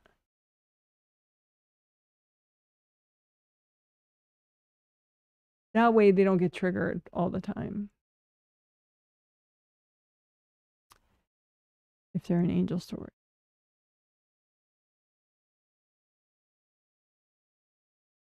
So then, so now we can go ahead and look, like generally it's in the back of your second layer, but there'll be areas where there's emotional baggage that you avoid, but it's like, it would be really good to clear right now. So it's like, we could call it an avoidance pile and just melt it away with cold light. So find an avoidance pile in the back of your second layer and just melt it away with cold light. Find another avoidance pile in your second layer and melt it away with cold light. Find another avoidance pile in your second layer and melt it away with cold light. So that was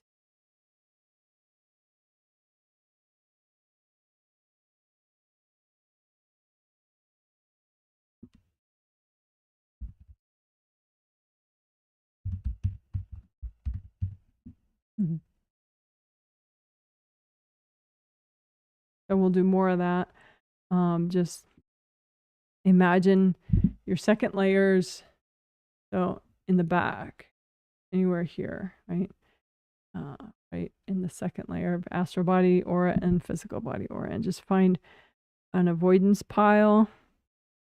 And it could be directly behind, you know, an area where you have back pain or neck pain. You might have an avoidance pile like right there. So just find an avoidance pile in the back of your second layer and just use so much gold light and say, angels, you recycle any invasive beings hooked into this junk.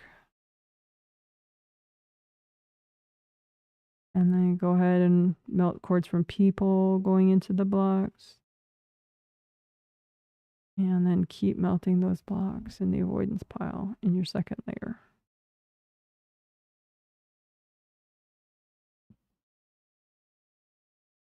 So that was location specific, but you can just do it in general out in front of you. So make a big gold blanket and put in onto the blanket any energy blocks that you've been avoiding in your second layer or your second chakra, second layers or second chakras. So basically you're moving your avoidance piles out in front of you onto the gold blanket. And then just say, angels, is it healthy and gentle to clear all this right now? Deep breath while your angels check your piles. And then angels, can you recycle any invasive beings hooked into this stuff? Deep breath. And then lots of gold light. And melt away cords from people going into your avoidance piles.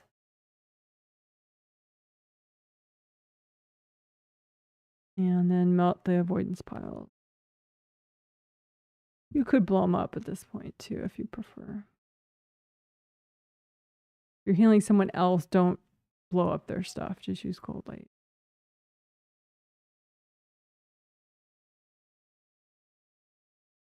All right. And so if there's anything left over of your avoidance piles, just wrap them up in gold light and say, angels, can you help me with this?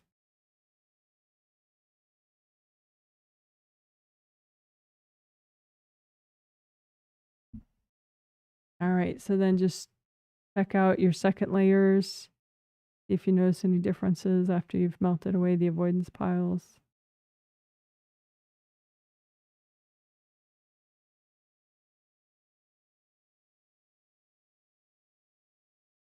And the second chakras, just use cold light, unblock them more, especially in the back, unblock the back.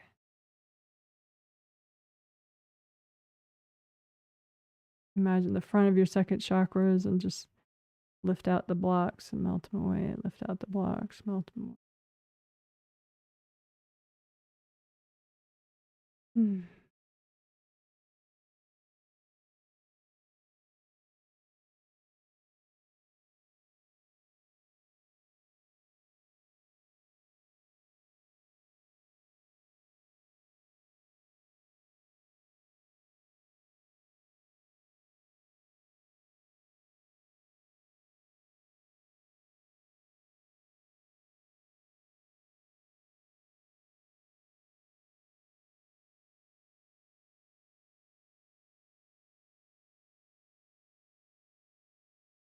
So another thing as you are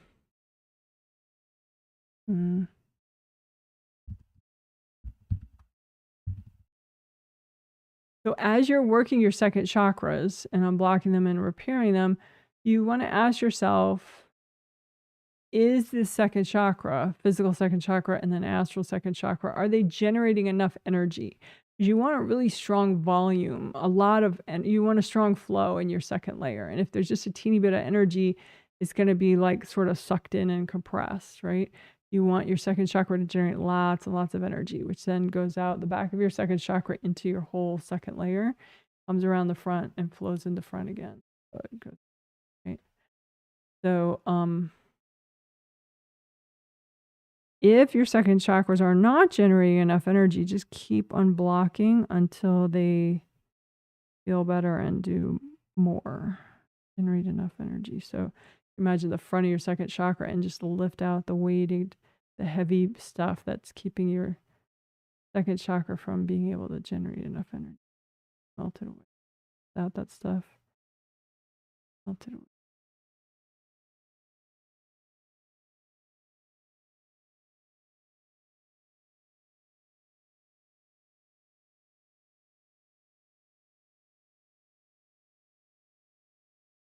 And then check out your second layers, see if there's any difference as far as the amount of energy in your second layers.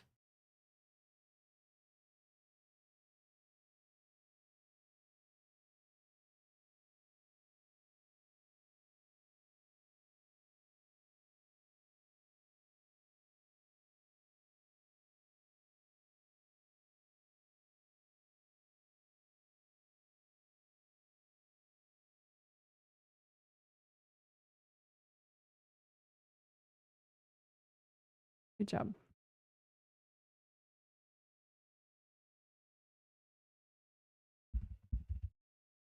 So I'm going to look again, see what we're doing next. So I'll be quiet for a minute.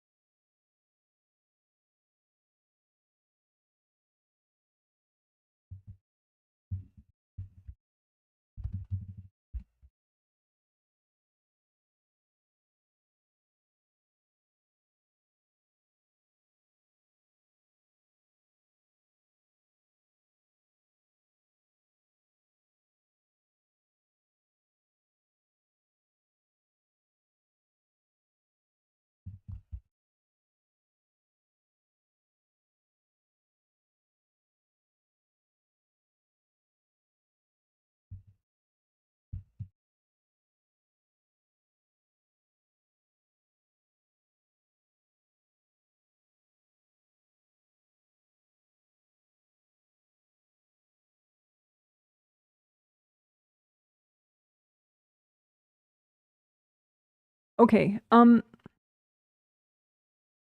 for waiting. So second layer, second chakra is sexuality, sensuality, emotions. And I was looking at one of the people I'm healing who the angels pointed out as a sample person.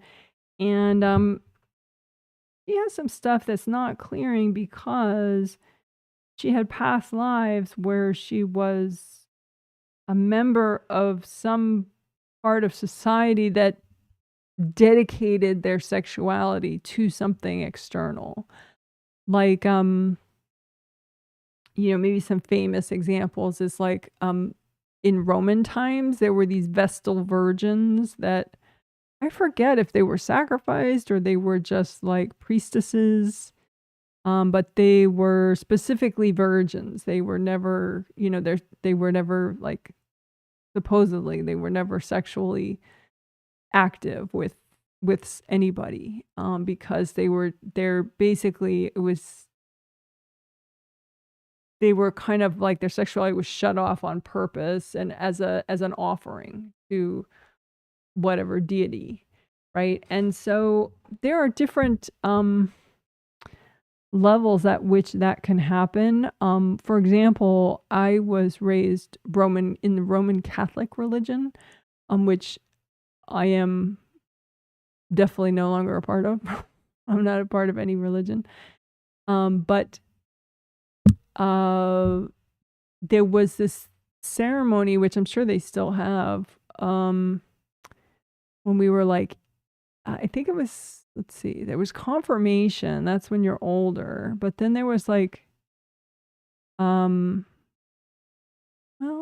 was it during confirmation? It was like first communion. That's a whole big ceremony. And then there's confirmation. But I forget what age it is. But there's some age where like you literally dress up and it's like you're Jesus's bride or some weird thing. I mean, I don't mean to disrespect people who are actually in that religion still, because I'm sure there are, some legitimate sort of teaching moments in that, of like, okay, your sexuality is, you can be, mindful and whatever. I'm sure there's a healthy way to put a kid through that kind of ceremony, but, of course I wasn't. It wasn't done the healthy way. But anyway, like the girls wear actual like white bridal veils, and white dresses, similar to brides, but you're like 8 years old or however old you are, I forget. And so it's kind of like a sexuality promising thing. You're promising your sexuality to, whatever, to Jesus or God or whatever. And your parents, I think there was something like, it's just some weird kind of child obedience teaching, but it's kind of twisted. So it can be that was done maybe somewhere cleanly, but for me it was not, and in many cases it's not. So it's like you actually get in your second layer a chunk of energy from whatever religious group you were in at the time, and maybe your parents as well, to say like, okay, you're not allowed to use your sexuality, like this is, religious purity, kind of somebody else's concept of your sexuality gets in your second layer through this religious ceremony. So whatever, delightful. But there can be all sorts of different cultural things where, people are not, their sexuality is not their own, and maybe you're in a culture currently where there's a little bit of that. And so you can decide what level of that you want to indulge upon and what level of that you are like, yeah, no, thank you, on a spirit level. So what we're going to be doing is clearing out any of those sort of external dedication devices in your second layer, to some church or some mosque or just a person, maybe you were in an oppressive marriage where the partner was very invasive. And so you had, external stuff like an ownership chip kind of placed into your second layer or your second chakra. So anyway, we're going to get rid of as much of that as you're ready to get rid of, and that is healthy and gentle to get rid of right now. And again, it's not, there could be part of that which you want to keep. And so you will have a part where you go through it with your angels, and, your angels help you choose and what's healthy and gentle and what you are willing to do right now. And, so you have free will, in this process. Okay. So that's what we're going to do. But it's nice because, most of whatever religions that was done to you you're not a part of anymore anyway, and so what's the point of keeping their little, chunks of energy saying that your sexuality is off limits, if you're not even a part of that social group anymore, there's no benefit to keeping it. So there's that. But it doesn't mean that you're going to lose like your life experience from having been in that culture and the learning and the, personal relationships that you have with those people. So anyway, okay, fine. Let's do it.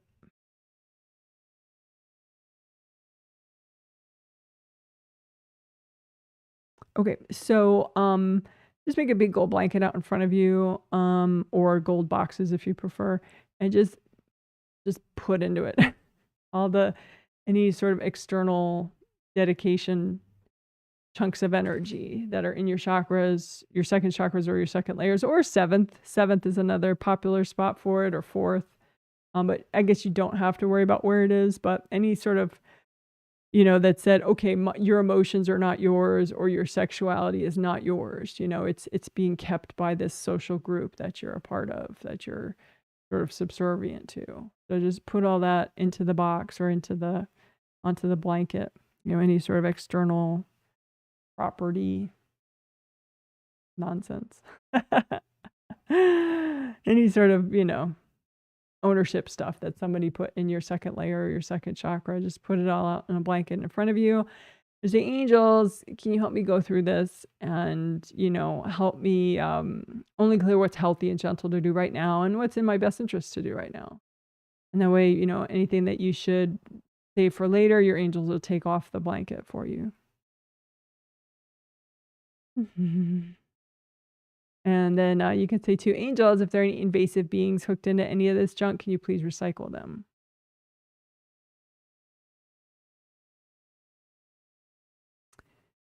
All right, so then you can just use gold light and melt away people's cords going into these external dedication devices. And it could be people recording them just by accident. It's not like they really have an investment one way or another.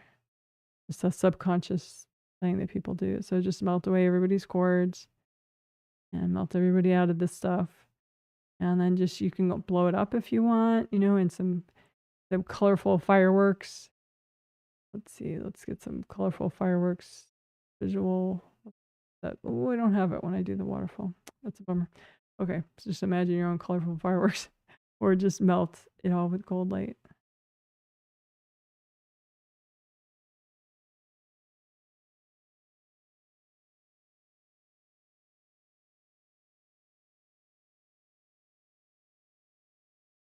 So we'll do that one more time quickly.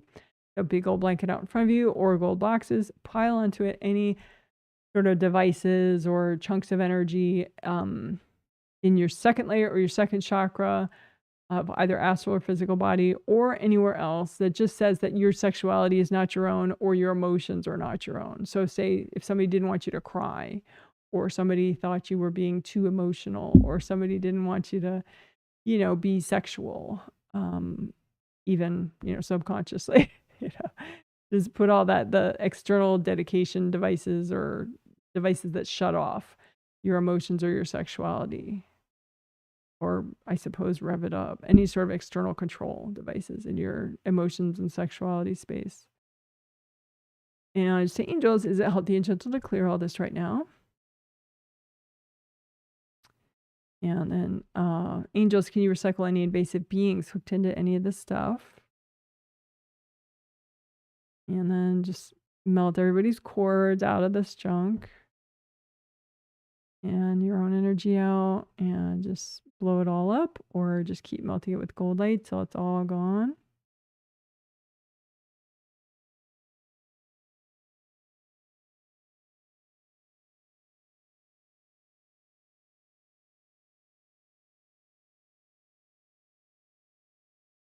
And if there's any left over, just wrap it up in gold light. Give it to your angels. Angels, can you help me with that?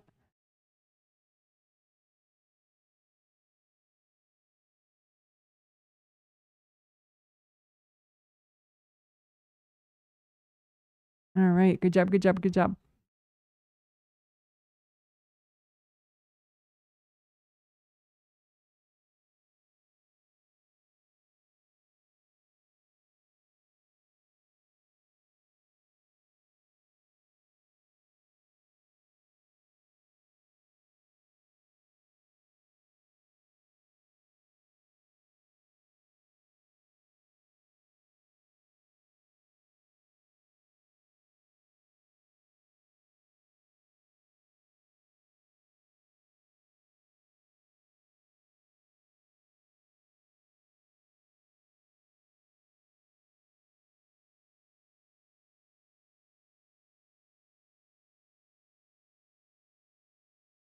Okay, so there's just one more thing that I had wanted to do.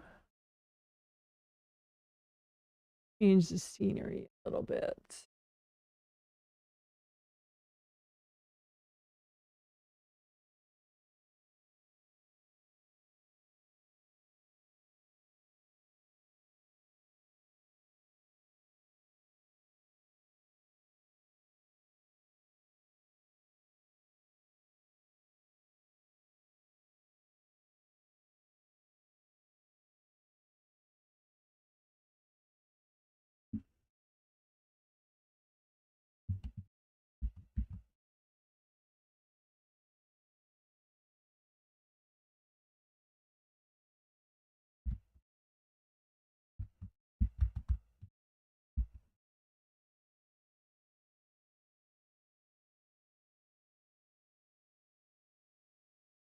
Okay, so we'll do 2 different rounds of heal mini use for this, and then for a different one I just thought of after this.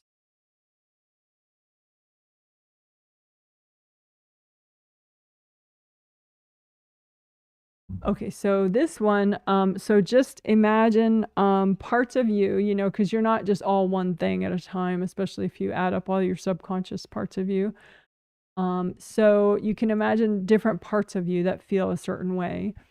And you can imagine them as little mini yous. And so imagine any mini yous that really can't handle and or are like fully against having discipline, having self-motivation, meaning like working hard towards your own goals that you really care about. Because it's not always easy or fun to work towards a goal over time, right? But if you have that self-discipline and that focus and that determination, it's priceless, right? So just imagine parts of you that don't have that and or are really against you having discipline and determination and self-motivation. And give these parts of you a healing, right? So say, it's okay, you didn't do anything wrong, you just deserve a healing. And lots of gold light, heal these parts of you that really have a problem with self-motivation and discipline and, you know, hard work towards your own goals that mean a lot to you. And you can do tricolor earth energy soak with these parts of you, bring up red earth energy, soak these parts of you in red earth energy, bring up from the core their earth orange earth energy, soak these parts of you, bring up yellow earth energy, soak these parts of you, keep using gold light.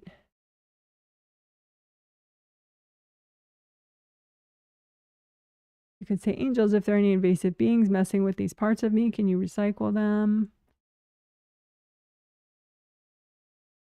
And if there's anybody cording these parts of you, you can melt the cords. Sometimes that happens. You know that expression, misery loves company. Sometimes people subconsciously might be cording these parts of you because they have a problem with motivation. So just melt all the cords from people, melt people's energy out. And you could say, angels, can you help me finish up healing these parts of me?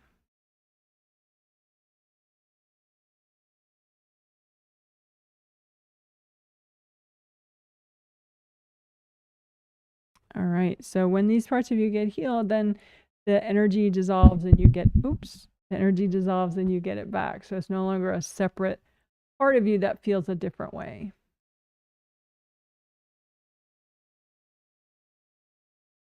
So if you still have any parts of you that really have a problem with self-motivation and discipline and working hard towards your goals, just give a little extra healing to those parts of you. You can make a present out of energy healing flowers. So make a whole bunch of energy healing flowers for these parts of you and tune it to just the right vibration. They could be gold, they could be rainbow colors, or both.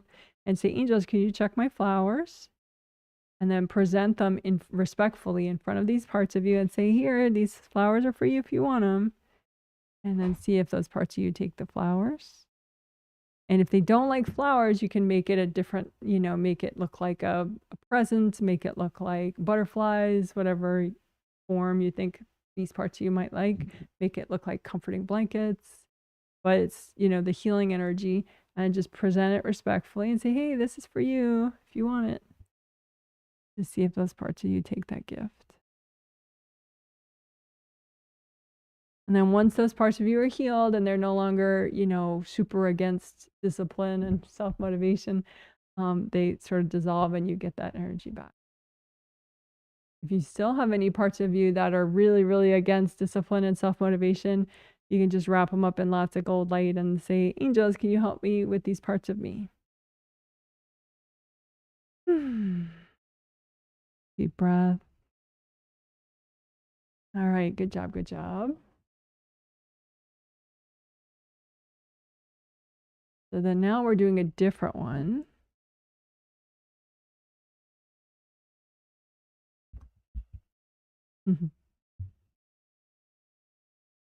All right. So in part inspired by a question or a comment before the healing, someone asked about having fun. So, and that's a good contrast to the self-discipline energy, which like I said, is priceless. To be able to, motivate yourself and kind of push yourself a little bit, even when it's not fun. But having fun is also another, sort of the other end of the spectrum, and also really valuable to be able to have fun and really enjoy yourself and kick back, let down your hair, whatever. And just, even if you have 5 minutes or you have 5 hours, whatever, because sometimes maybe you're thinking, I don't have time to have fun, but you really do have 5 minutes because you just wasted it on YouTube or whatever, So if we can heal these parts of you that somehow can't handle having fun within your real life and your real schedule that you have, let's heal those parts of you. So then you're more likely to be able to, create little fun experiences for yourself and, kick back and just de-stress more readily and, have fun. So go ahead, imagine the parts of you that really, really cannot handle having fun for whatever reason. And they could be good reasons. We don't have to mock these parts of you. But just imagine all the mini yous that can't handle having fun, and give those parts of you healings. So lots of cold light. Say it's okay. You deserve a healing. You didn't do anything wrong. All right. And just heal these parts of you that can't handle having fun. And you can do a tricolor soak with these parts of you. Bring up red earth energy from the core of the earth. Soak these parts of you in red earth energy. Bring that down. Bring up orange earth energy from the core of the earth. Soak these parts of you in orange earth energy. Bring that back down. Bring up yellow earth energy all the way from the core of the earth and soak these parts of you so that the earth energy heals them and restores them. And more gold light. And you can make presents for these parts of you if you want out of universal healing energy. So it'll be gold and or rainbow colors, and just make a lot of, the presents can be in the form of blankets or toys or flowers, whatever you think these parts of you might like. And say, angels, can you check my gifts for these parts of me? And then just lay them respectfully out in front of these parts of you and say, hey, these presents are for you if you want them.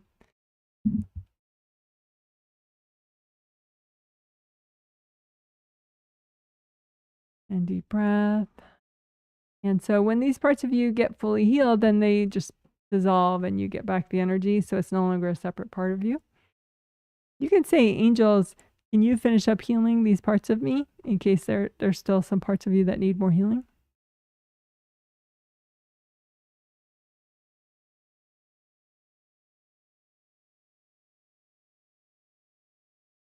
And if there are still any parts of you that need more healing on this, just say, remind yourself, I'm going to let my angels keep healing me on this.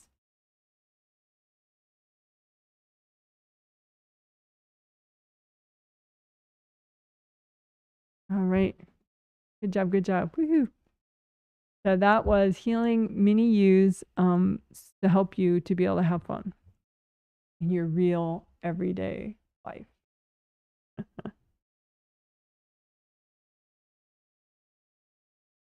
That you currently have.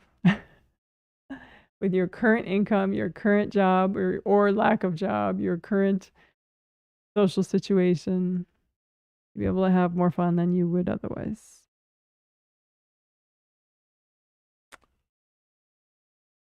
Right. Let's wrap up.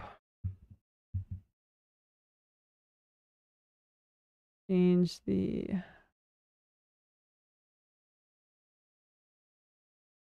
do some kittens.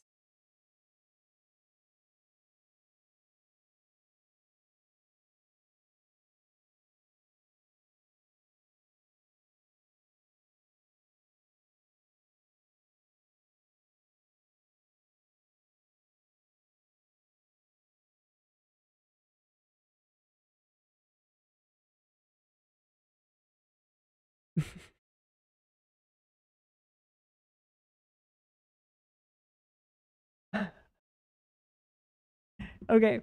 So just have a copy out in front of you of your everything, all your auras, your physical body and your astral body are inside there, and both your groundings connect you to the core of the earth, you and your body to the core of the earth.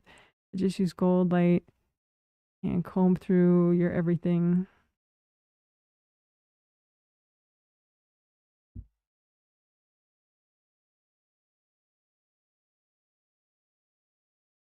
And we can do clear STEBs.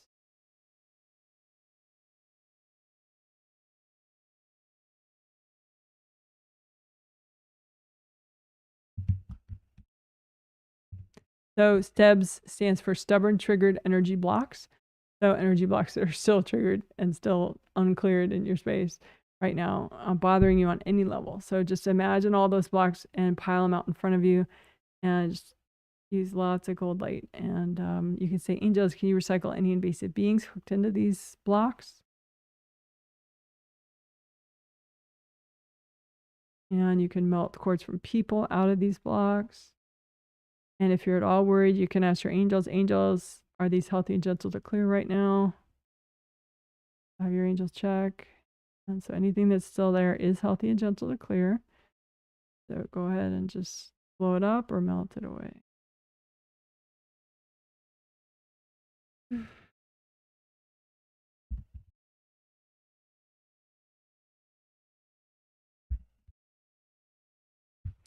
So melting cords to your backlash people. That's what B people stands for, backlash people. The backlash people is just anybody. You may not even know of them consciously, but people that are more likely to throw energy at you for whatever reason. And so just imagine yourself, and if you can't see, that's fine. You just create an image. So create an image of yourself, and then create an image of all your backlash people. And don't do anything to them, but you just imagine all of them, like, say, in a big lineup. And then you want to melt cords that are, and it doesn't matter, maybe you made them, maybe they made them. So just send gold light only around your space and within your space, and melt the cords between you and those backlash people. And melting cords is it's not like a big metaphorical thing, like, oh, I melted the cord and so now they don't know me and I don't know them ever. It's just like a current energy connection, and you melt it. And you can also melt the blocks within your space that those cords were anchored into. So just melt those blocks and melt the cords.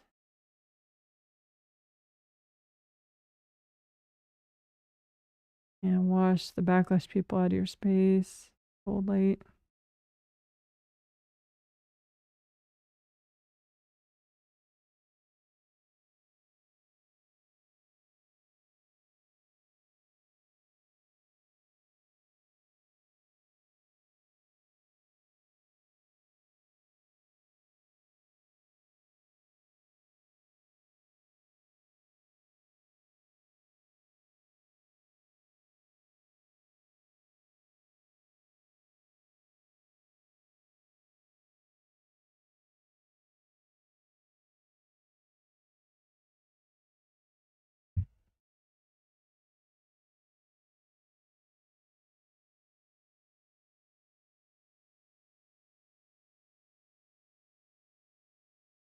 So tummy meridians, those are the traditional Chinese medicine meridians in the stomach, going through the stomach area. I call them tummy meridians. Sorry about all that, the pubic hair that this diagram shows quite a bit. But anyway, those are the tummy meridians. And so you can imagine those on your own tummy. And you can make a copy out in front of you of yourself and just comb through the tummy meridians and outward into the auras and gather up with gold light from your hands, gather up any junk that's not you. And say, angels, can you recycle any invasive beings hooked into this stuff? But then it's just a bunch of energy blocks and people courting the energy blocks. So just melt the cords, melt everybody out of these blocks, melt yourself out of the blocks, and melt the blocks. Let's do that again. And if you are doing direct healing, so the one going up the midline, that's CV meridian, conception vessel meridian. So that's the sort of the partner of the GV meridian that we healed towards the start of the healing. So CV, conception vessel, that's that midline going up the front meridian. So just use gold light and let that expand so it's not so compressed. It's like a big red flowy tube. And then kidney meridian is the orange line, sorry. A pair of orange lines that go up on either side of the CV meridian. And at that point, it's going upward. But you don't have to know that. Just unblock all those little chakras and let that meridian relax as well. And then stomach meridian, that's the green line that's going downward right there. And stomach meridian is pretty cool. It starts right under the eye and it goes there and then it goes down there. Goes through the tummy area that we're seeing. So just right there, just let it expand as much as it needs to and unblock as much as it needs to. And then the purple one there, that's the spleen meridian, and right there it's going upward. But you don't have to know that part. Just is that meridian too compressed? And just use lots of gold light so that it can expand and unblock as much as you need. As much as is healthy and gentle to do right now, of course. So again, comb through that tummy meridian area, comb outward into the auras, drag out any blocks that are healthy and gentle to get rid of. Angels, can you recycle any invasive beings hooked into this junk? And then just keep using gold light, melt the cords from people out of all these blocks. And melt the blocks away.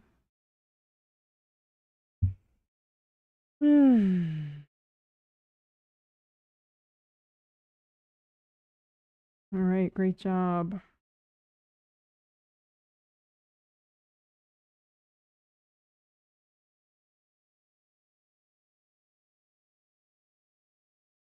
That wrap up was a lot.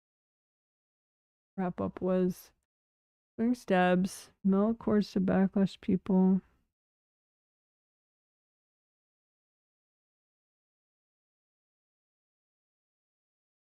And tummy meridian work.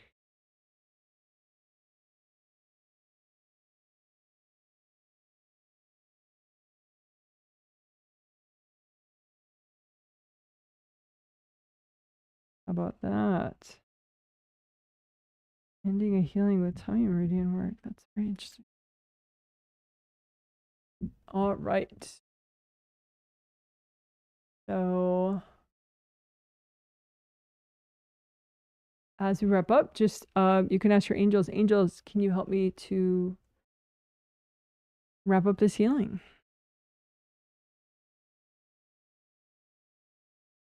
Angels, can you help me with my emotions and my sexuality and my sensory awareness?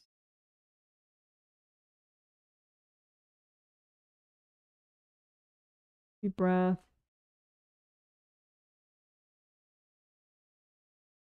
All right. So good job, good job. Woohoo! That's healing. You're a rock star. Hey, woohoo! Double confetti.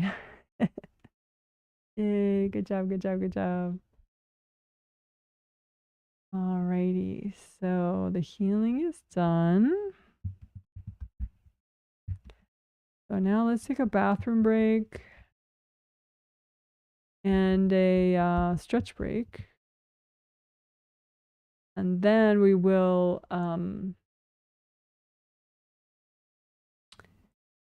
then I'll do like a 30-minute chit chat where, you know, if you have comments about the theme or anything I said or how you're doing after the healing, you could post that in the chat. If you're a newbie, you can ask me anything. I mean, I don't read the future, but you know, if you want me to look at your grounding or something and you're a newbie, that's fine. If you know my work, you're not brand new to my work, and you did want me to glance at your grounding or something or the back of your aura, please also put like a self-assessment first, like a read that you read it first and say, well, it looks this, and this, and then I'll be able to validate, you know, your read, because I wanna help you to get more confident with your own reading ability of yourself. Your ability to read yourself and sort of self-assess and figure out what you need. So anyway, let's take a break. I'm gonna get rid of the camera while I am taking a break. There we go. More kittens.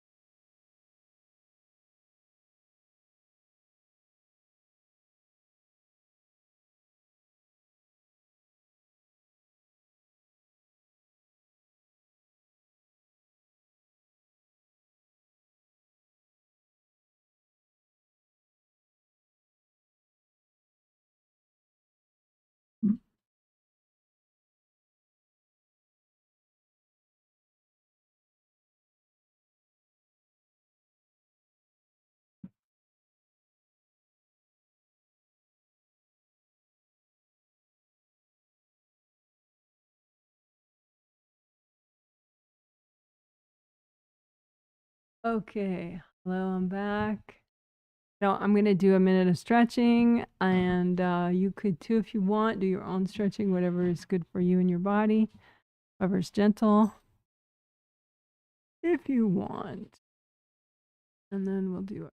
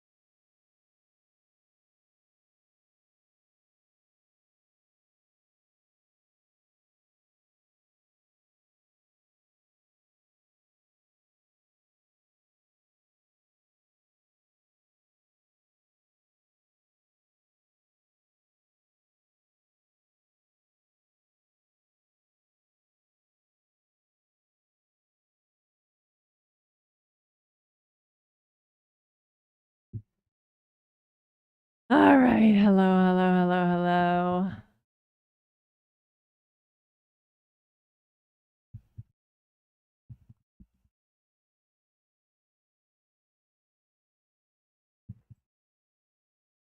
All right. So let's get some different graphics again. This would be a funny one. Lava lamp. I haven't done that one in a really long time.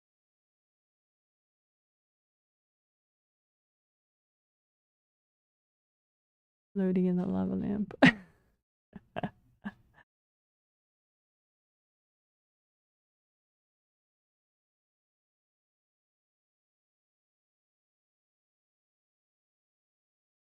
Okay, cool.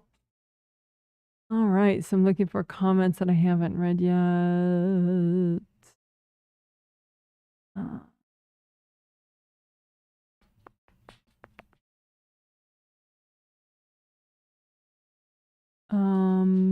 Someone says, "Hi, Janet. Love from sunny Malta. Hello to you." Someone, I think, gives a smile. I don't know if that greater than less than 3 thing, is that a smile? I don't know what that is. But anyway, thank you very much. Hello, hello. It was this hi from Chicago, 89 degrees Fahrenheit and sunny. That's a little warm. That would be way too warm to garden for me. It was a thank you, Janet. Had to dip out a bit early today. Was angry at a colleague, but I'm feeling way more mellow now. I just went on a trip to one of our potential move cities and felt great, even when I came back. Ooh, very interesting.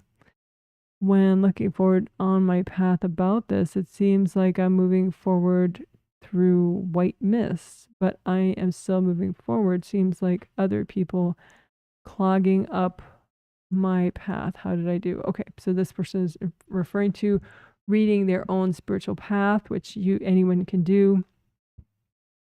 It's you imagine like a road that's just for you, and nobody else is supposed to be on it. They have their own path. You have yours. even if they're your best friend or your husband or whatever. You know, they have their path, you have yours. So you can wash everyone off your path, especially ahead of you, because moving forward on your path is like moving forward on this road, right? And the road represents what you're meant to experience and learn in this lifetime. And, cool thing. So anyway, the question, so the read was, okay, the white mist on the path, looks like other people on the path. Is it other people on the path?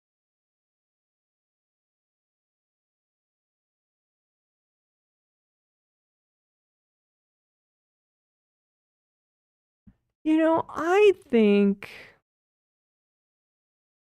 think if you worked more on the back of your creative rings, that might clear up. Because your spiritual path is separate than your auras, but they're very interrelated. So I think it could be more invasive beings than people. And if you... Your third good karma window. So we did good karma work, and it's the 5th essential. So we did it towards the start of the healing. Good karma windows GKW. So 1, 2, 3, 4, 5, 6, 7, right? So the third one seems for you, that questioner, seems to be the one that is a little damaged still and letting in foreign energy, which is your mom a little bit too, and your sister a little bit too, but also invasive beings. So just repair your third good karma window more, and that could clear up the white on the path, because it wouldn't have a way to get into you, and therefore it wouldn't get into the path, because it doesn't look like there's any big holes in the protective force field around your path, the gold flowy force field around your path, so it's getting in through you. So yeah, repair your third good karma window and see if that makes a difference. And double check the back of your creative rings, but I think the back of your creative rings are getting blocked up because your third chakra creative window is, your third chakra good karma window is damaged. So give that a whirl. But congratulations for making progress on your move to a different city. Someone says, hi Janet, thanks. Nice to catch this live. Yes. Been feeling listless, but then suddenly perked up, I guess because the healing started. That's nice. I'm glad. Someone says, thank you so much. I have been in a good calming mood today. I was, especially at work, I was starting to get a bit overwhelmed, but noticed my boys started courting me a bunch on my second chakra. You go, girl. Seems like something freaked them out. I subconsciously told them they were a big, strong tree and mentally melted cords. I don't think that helped, LOL. I think it helped. I think, okay, so was it your boys courting you when you started to get overwhelmed? They were courting you at that time, that is true.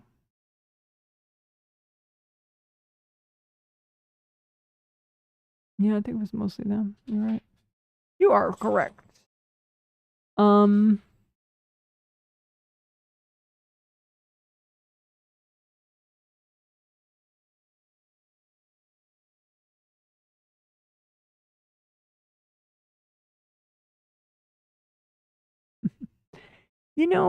Yeah, the big strong tree thing, it's nice, but what if you say, like, do they have things that they like to do when they're outside? Yeah, you could say ground as if you're playing outside, or ground as if you're playing, in the backyard, or, wherever that when they're playing outside, they're having a great time and they're just like kind of one with nature. So if they like the beach or if they like, the soccer field or whatever, you could just remind them of that versus the big strong tree image, if they have something like that.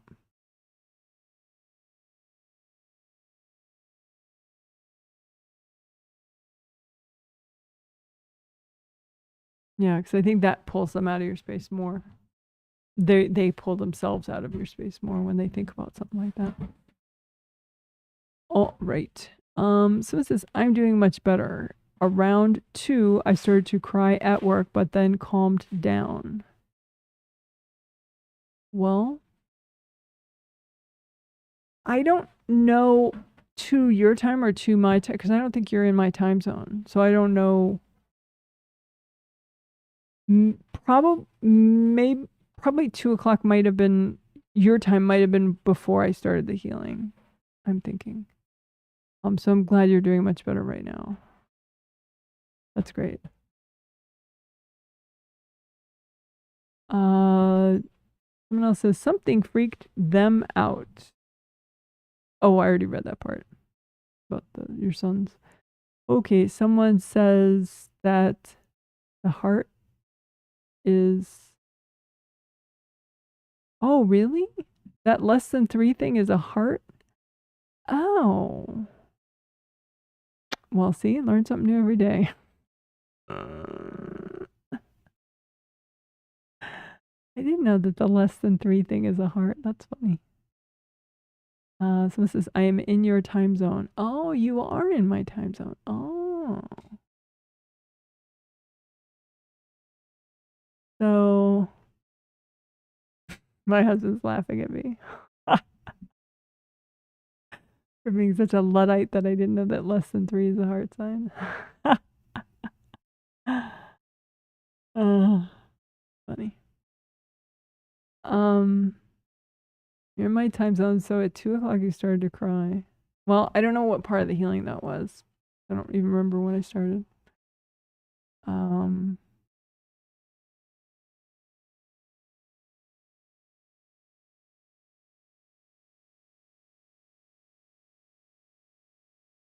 Yeah, I'm thinking you just were getting more present and you felt some blocks that you didn't like.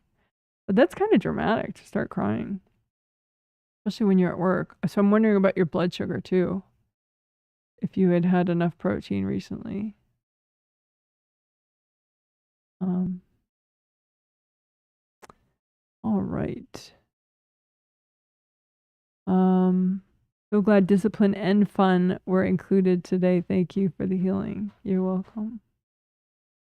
All right, well, cool. Not a ton of comments today. Let's see how many people are watching right now.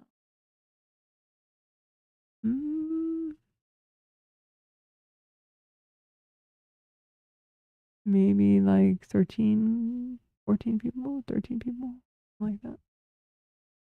Well, if there are no more comments, we could. Oh, I do. Actually, I want to do a garden update.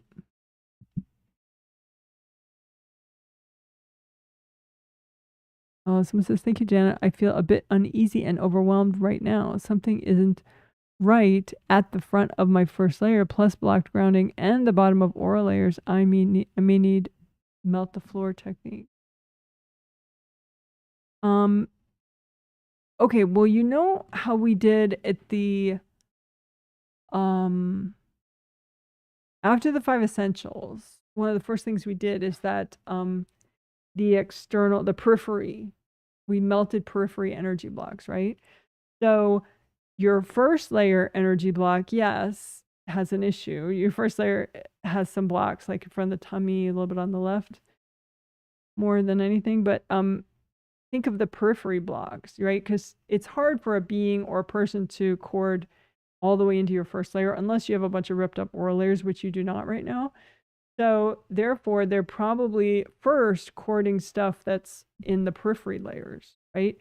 So think of, if you know where you're being blocked up at the first, right? Think of the periphery layers, the periphery area, right? Around that, right? And think of all the blocks there and use gold light and say, angels, can you recycle any invasive beings hooked into this junk?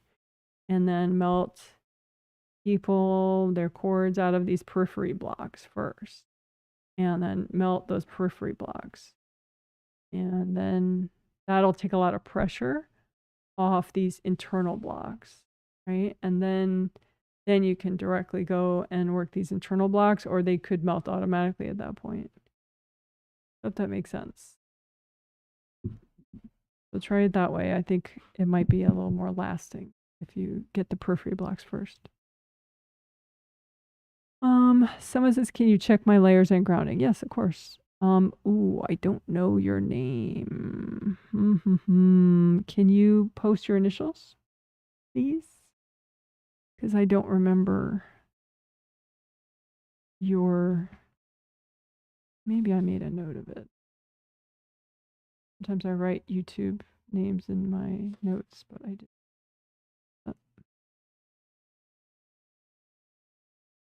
Ah.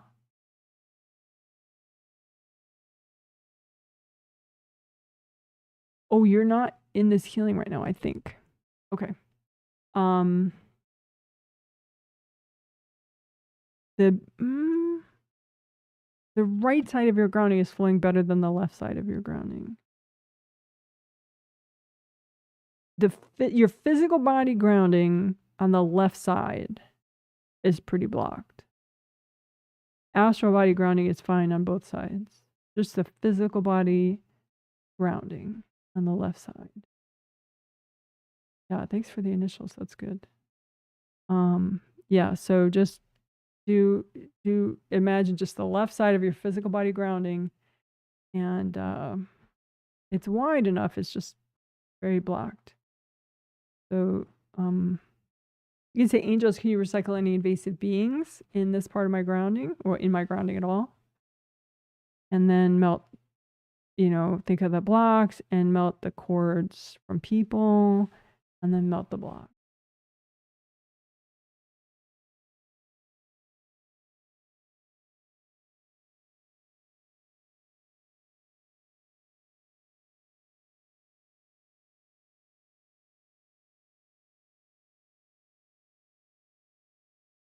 There you go. So then just, you can work on, I don't know if you've ever seen the, my image for the biker shorts, but you can especially work the left side of your biker shorts area.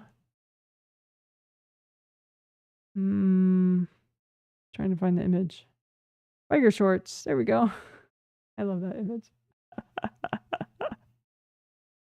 Oh, it's so funny. So just imagine your auras around your biker shorts area. So biker shorts area is just everything that's covered by the biker shorts there, that whole area, and plus your auras around it. You can work that, comb through that extra. Hope that makes sense. You can ask me to check it again if you want in a couple minutes if the live stream is still going. But put your initials in the comment again. Someone says, thanks for your insight. By the way, have you read my question about whether peripheral blocks are the same as stepping stone blocks? Yes, they are. And no, I didn't see that question. Let me see where the heck that question was.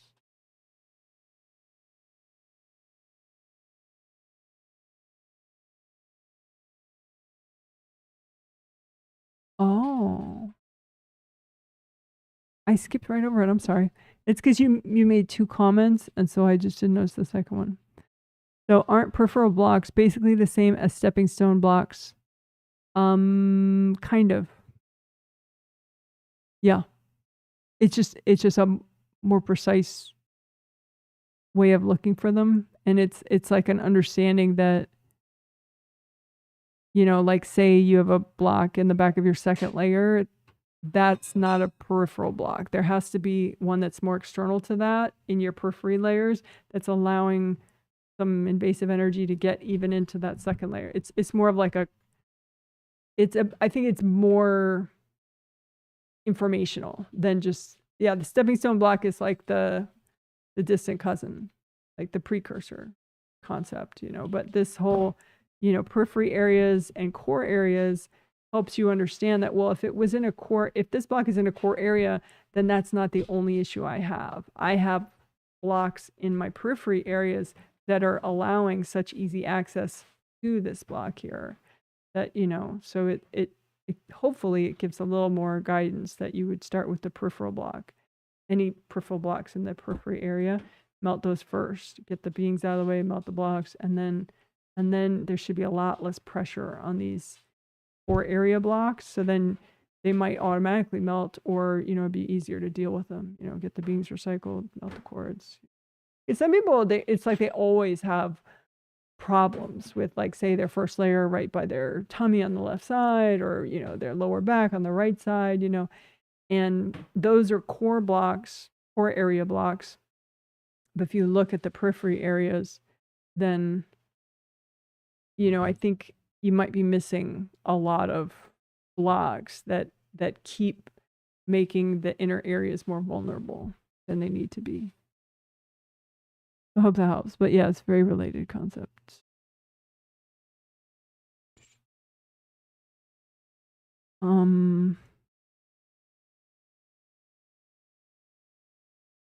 Okay, someone says feeling good, saw a lot of release. Oh, good. Someone sends a lot of hearts. That's very cute. Thank you. I can do ones in the live stream too. There we go. Hey, flying hearts. Okay. Someone says, I think I need to look into making friends and being more fun. I'm guessing turtle exercise will help along with what we did today. Into making friends and being more fun. Being more fun or having more fun? Do you think that you're not fun to other people? Interesting how you said being more fun. Maybe you mean having more fun? Not sure.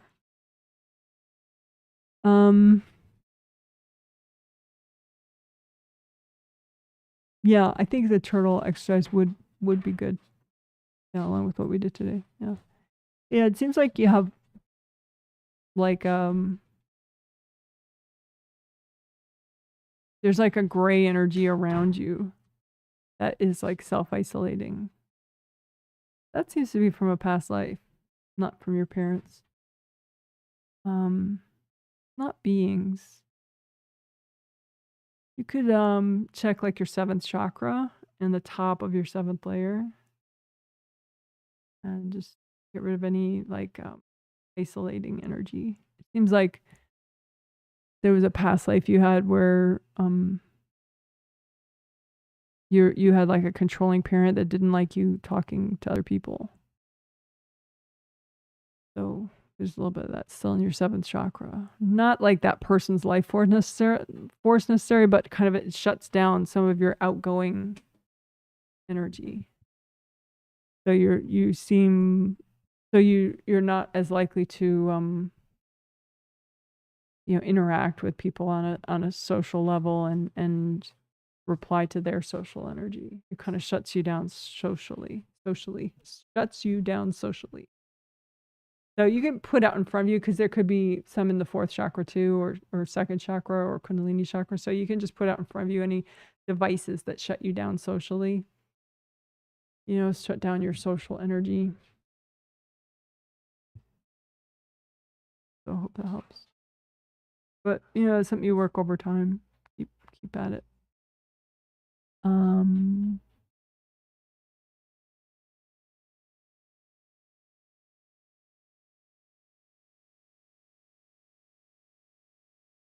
Someone says, yes, thank you. You're welcome.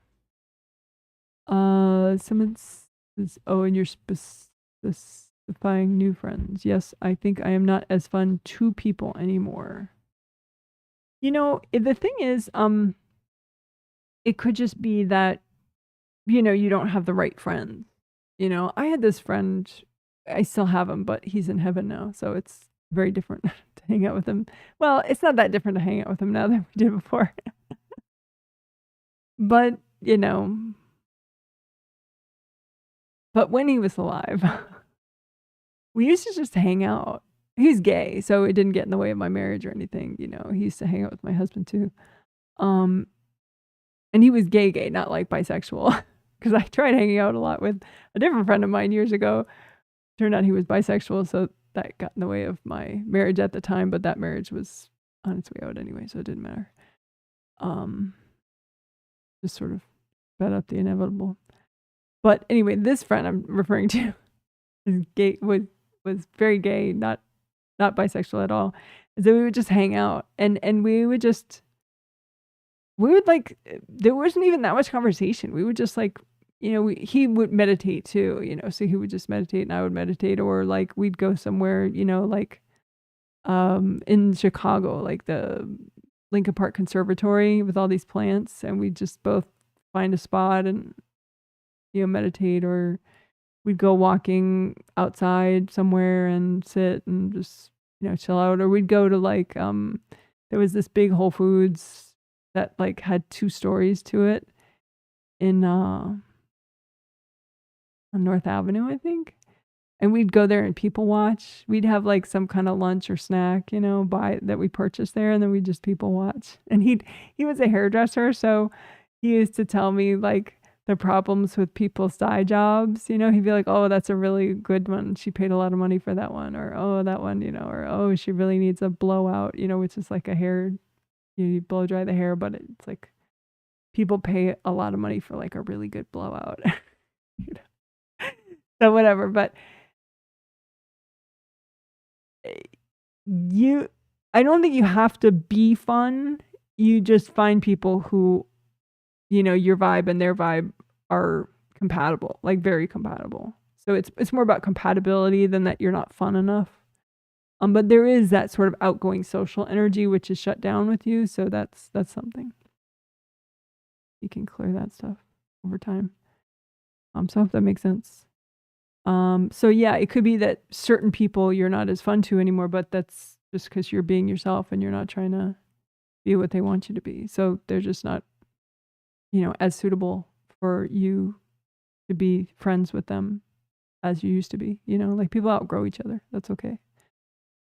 So there's that too.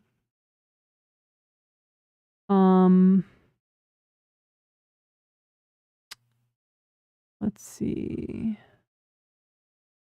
Someone says, sitting by the river, dipping my feet, thinking about how the ripples go out from my foot like I'm washing out my aura energy blocks, borrowed burden blocks. Borrowed burden blocks. Say that 10 times. Well, that's cool. That sounds nice. I'm glad you're enjoying yourself. Someone says, have a bit of headache post-healing. Seems like someone threw hard holes in the back of my auras. Question mark. Let's look at the head diagram. A nice side of head one. And then there's the back of head one. Let's see.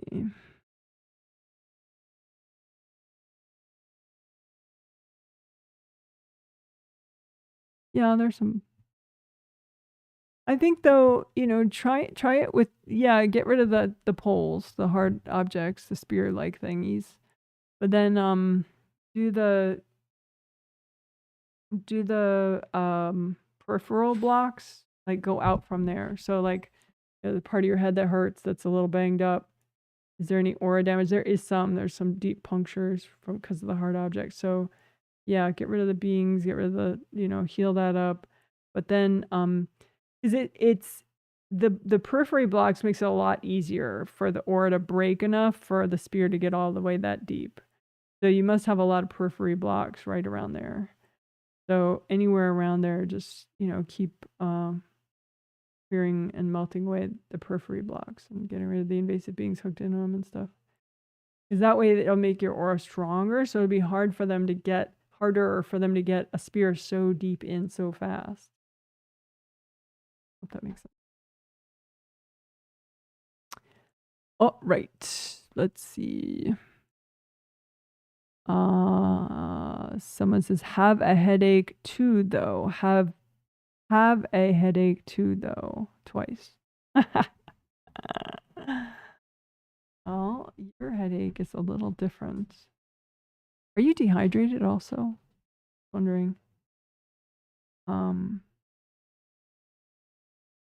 Yours seems more of like a GV 15, 16, 17, kind of like straight from right there.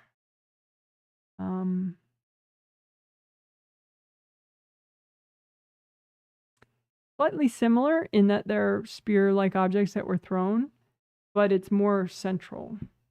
So the periphery blocks would be more like center in that area.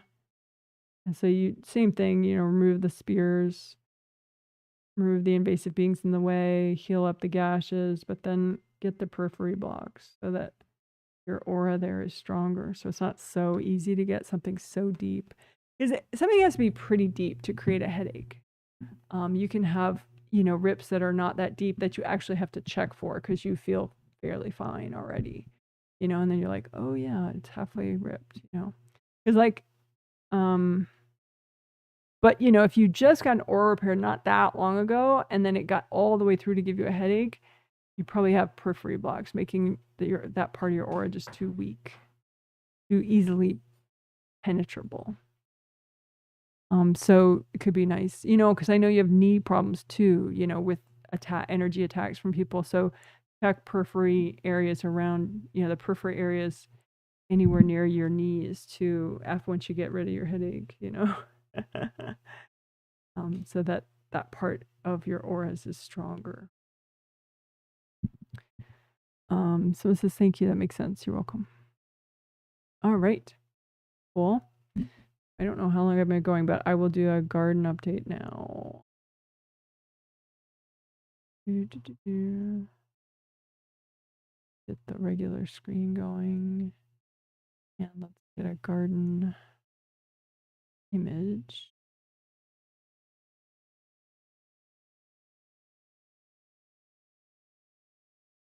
An okay one. I think I'll get a new garden image someday soon, maybe.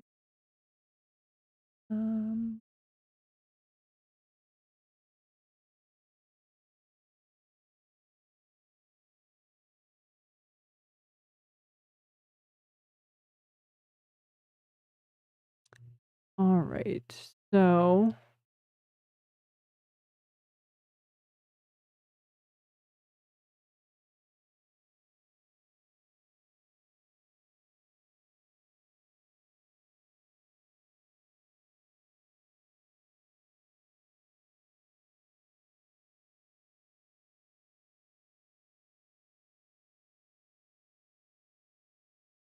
garden update.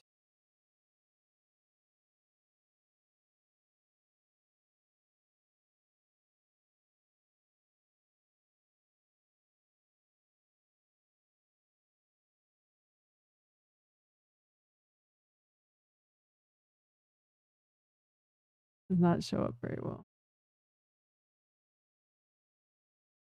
We'll go with the name. Okay. So garden update. So deer have been a problem.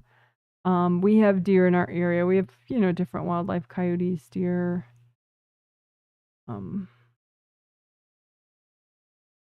etc. And big birds of prey like eagles and hawks and big owls and stuff. Because we have giant trees around. But anyway, so the deer in the past have come in this summer to our garden to eat blueberries, which is fine. The blueberries, that's not such a big deal. As long as they leave most of the bush intact, and just take the berries, that's fine. Because we have a lot of blueberry bushes, so we netted some of them that we wanted to make sure we got the berries from, but the rest, so that wasn't a huge deal. But then they started encroaching further into the garden and having some kale, which wasn't a huge deal because I always overplant kale in case that happens. But then they started eating the tops of tomato plants, and that's like a really big deal because the top of a tomato plant, if that is snipped off, it stops growing taller. And that's a big deal. If the tomato plant isn't already full grown, it needs to grow a lot taller so that it has enough energy then and photosynthesis and all that good stuff to make tomatoes, right? So if it's not even that big yet and the deer just chomps off the top of it, that's a big problem. And so that happened to half my tomato plants. The deer just chomped the top of it off. So ever since then, it's been a big deal to try to keep the deer out of the garden. And I think, knock on wood, at least for now, I finally found something that is working. It's actually a product, but it's natural. It's made of like a bunch of different stinky things. like rotten eggs and stuff. But somehow it tricks the deer into thinking that like a bear lives there or something. It's called invisible fence, and there's like this pelletized form of it that looks just like a white, these white little pellets, white powder. And then there's a spray version of it. And supposedly you're supposed to be able to spray it on the leaves and it's fine for the plant. Not so for my tomato plants. They like got a little setback over that, which was totally uncool, but whatever. So what I figured out last night, because it rained a lot and that washed everything off, so then I had to do it over again. I took leaves from other, like leaves that I cut down from other plants. So there was like a big leafy branch of something, and then I sprayed that spray all over it, and then I wove that into the trellis. So hopefully the deer confuse the tomato plant with that stinky thing that smells like bear piss or whatever they think it smells like. And then they're like, oh, don't want to eat that. So, and I did that all along the perimeter of our front yard garden, because the deer like walk along the street and then they can walk into your yard and just chomp to their heart's content, right?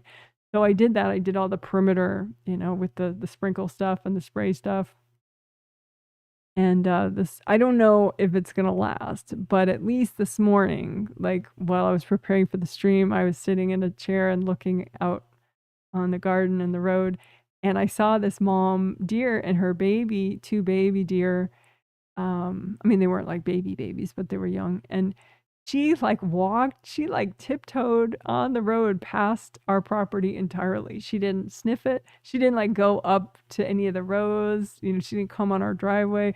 She just was like, don't mind me, we're going along. Like as if she thinks there's a bear that lives in our front yard now, which is so cool. I'm so happy. I was like in shock. I kept staring after she was long gone. Because, in the past, normally she would just be like, oh, here's one of my salad buffets. Come on, children, let's eat to our heart's content. So, but this time she was like, whoopsie daisy, tiptoeing past the bear yard. So I'm pretty cautiously thrilled about that. I hope, I mean, it'd be nice if at least some of those tomato plants were able to recover, but I'll settle for at least the other half of the tomatoes not getting destroyed, the other tomato plants not getting destroyed. That would be nice. But whatever. I'm not gonna, whatever it is, it is. But that was promising. And then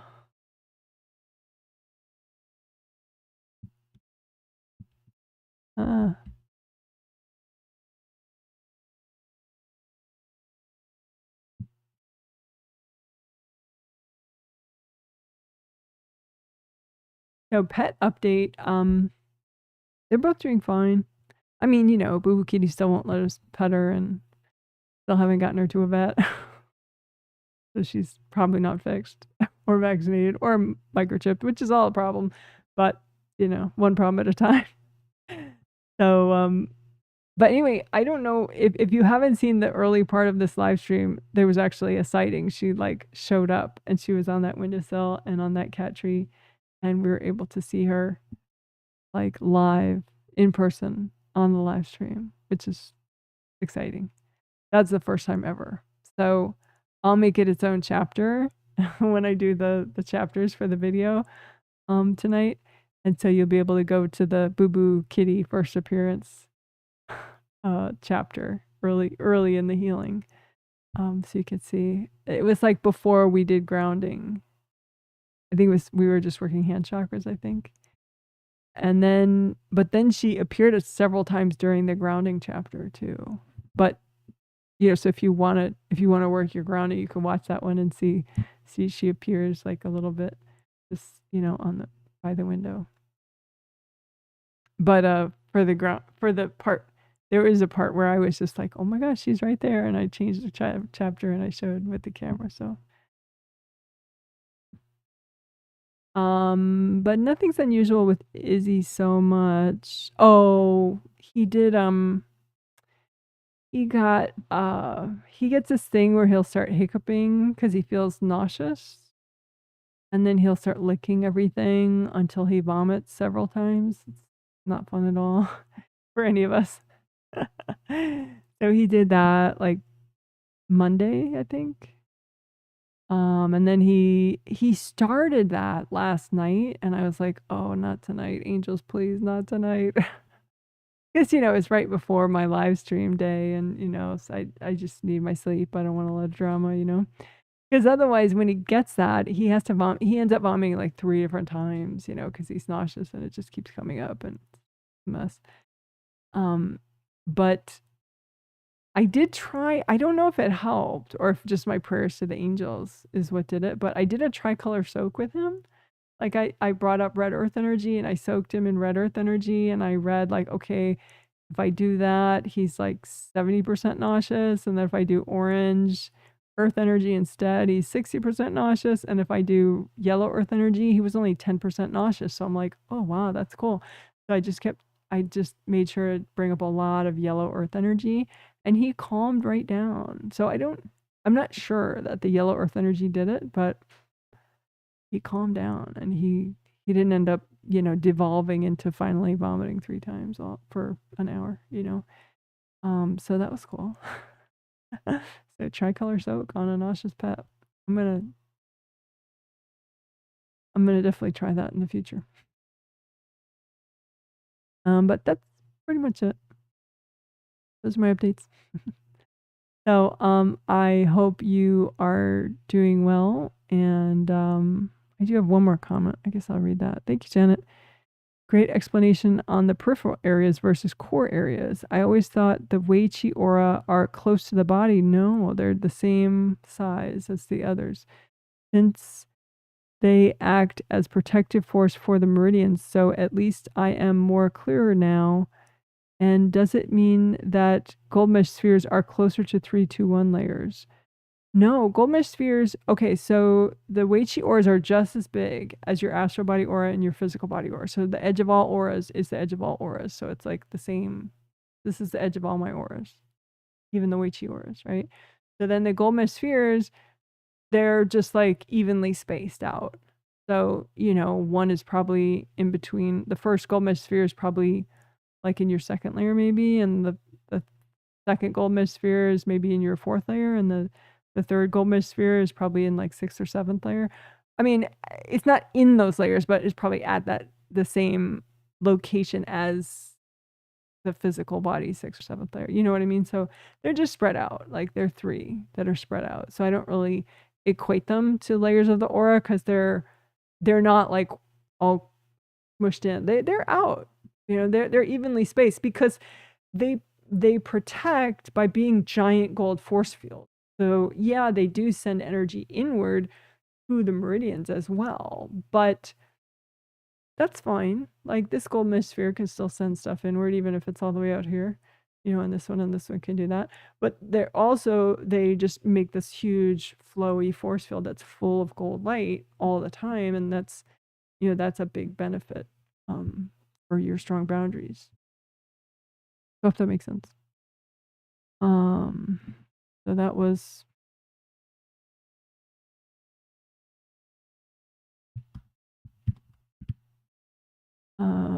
your gardening adventures keep getting more and more interesting. In the past, it was a ladybug story. Now you're tricking deer with beer piss substance. Yes.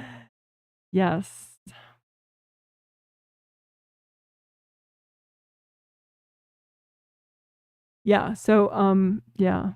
It's not actually beer piss. It's I think it's partially made from rotten eggs, but I don't know what else it's made from. But it's like natural stuff, but apparently it's just disgusting. It's kind of disgusting. Like they say for the first 12 hours, it's disgusting for people, the smell. But then after 12 hours, like it fades enough to the point where people can't smell it, but animals can for sure still smell it. So I try to put it in the garden like late at night, so that my neighbors aren't out, at that hour. So they can't, so if the wind catches the smell, they won't be like, holy, what is she doing in that garden? You know, they're already asleep in bed or asleep, having their dinner or whatever, So the 12 hours, is when everyone's asleep, when it stinks enough that people could pick it up. But yeah, I should look up what other ingredients are in it. I know it's natural stuff. It's not gonna harm anything, but it's still the leaves of my plants weren't super fond of it. So I try not to put it right on the leaves. Anyway, I'm glad you like hearing about my gardening adventures. Also, I work late at night in the garden. Uh, so I'll be like out there with like the flashlight on my iPhone. So I'll be holding my iPhone flashlight with one hand and then like watering with the other hand. Or like, so I can only do like one-handed things after dark. Things that I don't need to see like super well for. So I'll be watering plants or, I was messing with all that spray stuff, but I should have done that earlier. I just didn't have time. All right. Well, cool. You guys are amazing. Take care. Let's end with some butterflies. How about that? All right. Bye. You're so cool. Next healing's on Sunday. Bye.